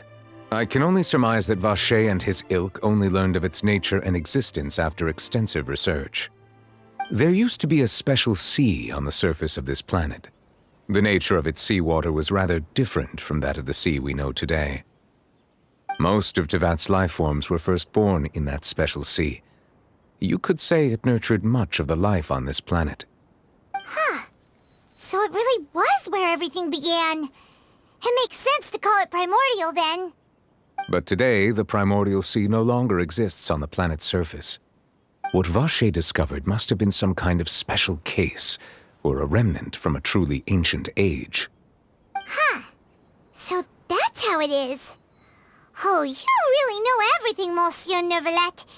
But if that's the case, then why would people, at least people from Fontaine, dissolve in that kind of water? Indeed. Why would the primordial sea, which was known to engender and nurture life, suddenly reverse itself and devour life instead? To be frank, that also doesn't match my understanding of this world and its laws. There must still be some unknown secrets around the people of this land. Is there anything else you'd like to ask me about? That the sea levels will rise and everyone will be dissolved in water, leaving Farina crying alone on her throne, but the sins of the people will be finally washed away for good. Does that appropriately summarize the version you've heard? That's right! It was Linny that told us back then. And that about covers all the main points. Yes, up to the present, I think we reached a point where we have no choice but to confront this prophecy directly. Rumors have it that this prophecy is rooted in the last words the former Hydro Archon left to the world before she passed away. A prophecy? Of the former Hydro Archon? Wow. This is the first time that we've ever heard of it. Two parts of the prophecy have already proven correct. The rising sea levels and the ability of the people of Fontaine to be dissolved. We should be more vigilant and stay on the watch for further signs. Speaking of the prophecy, Farina has also always taken it quite seriously. Indeed, she has been collecting information and intelligence from across Tevat for this purpose. If the rumors were true, then perhaps this prophecy is the conundrum left to Farina by her predecessor. But with Farina being the way she is, can we really trust her to solve it? Is there anything else you'd like to ask me about? My apologies. My investigation has still not reached its conclusion. However, I still believe the judgment of the Oratrice was not rendered arbitrarily. Huh? But you also said you thought he was innocent. For many years, I have been quite aware that the Oratrice does not simply mechanically repeat the verdict that I give on each case. As a divinely created mechanism, the people's unified faith in the concept of justice is integrated into it. Not only can it produce the incredible power of indemnitium, but it likely also possesses other traits, such as self-awareness. Which is all to say, I have been prepared for a situation like this for a long time. Huh. So when Linny told us that he heard a human voice from the room where the Oratrice's core is stored... I was not aware such a thing had occurred. Perhaps that could serve to prove my conjecture. I will add that to the list of items to investigate. In any case, I am inclined to believe that the Oratrice does have a methodology all its own. We just do not have enough information. Based on Farina's reaction, I doubt even she had any idea what was going on. She managed to bluff her way through it, though, with her time-tested twin tricks of bravado and drama. While we do intend to get to the bottom of this, for now, we regret to say that the Fatui Harbinger will just have to bide his time in the fortress of Meripede.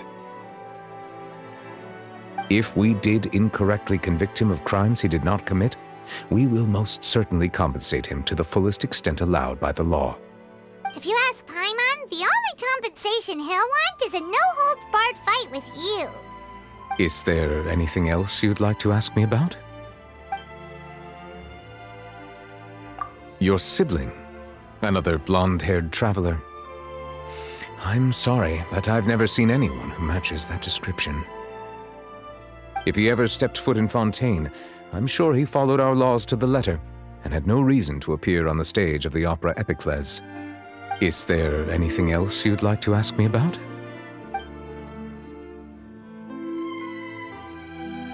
Very well. It was my honor to provide you with what answers I could. I very much enjoyed conversing with you.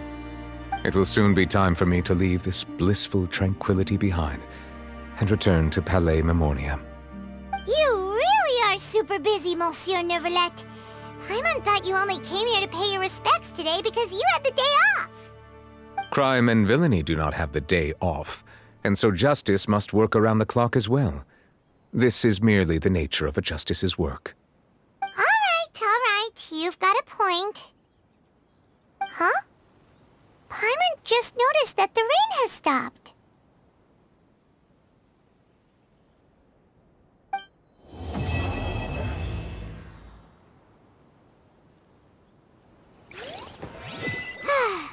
You know, we've been walking around for a while now. Why don't we go back to the Spina di Rosula base in the court of Fontaine and have a rest? Nadia said something about having a place ready for us there, didn't she? Come on, let's go! Oh, brilliant! There is no escape!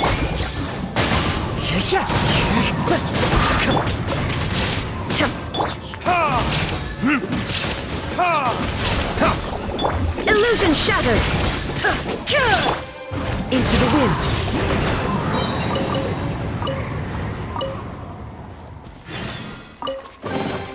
Brings a smile to my face.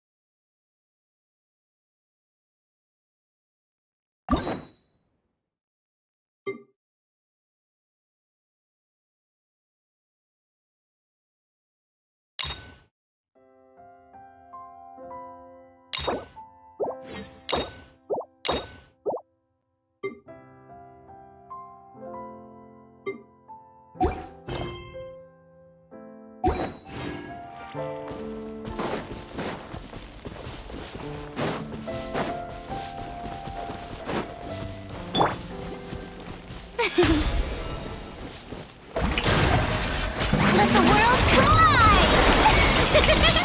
There is no escape! The wind knows me. As one with wind and cloud! Inazuma shines eternal!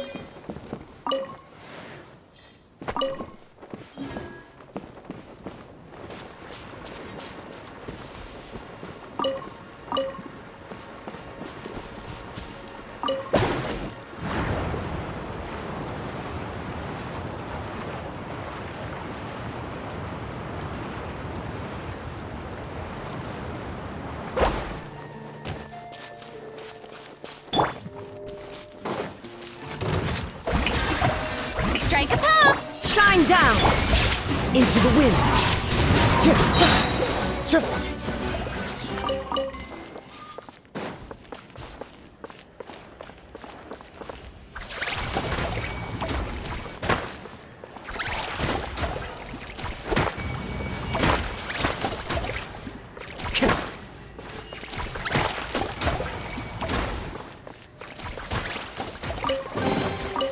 Fateful offering.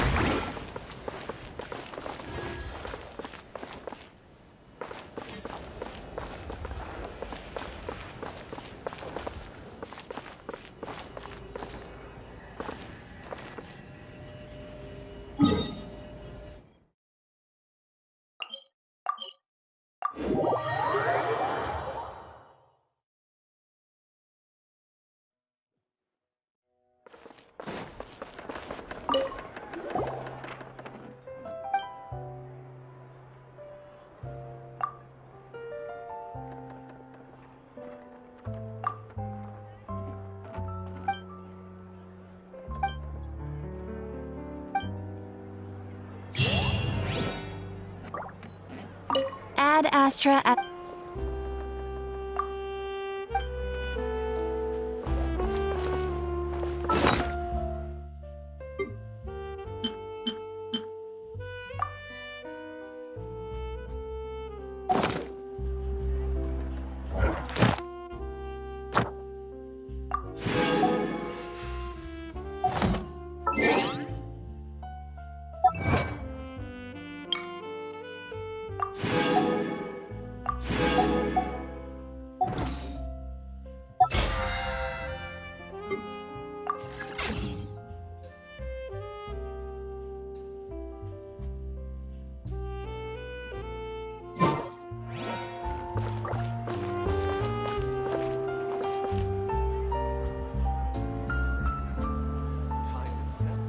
Exactly.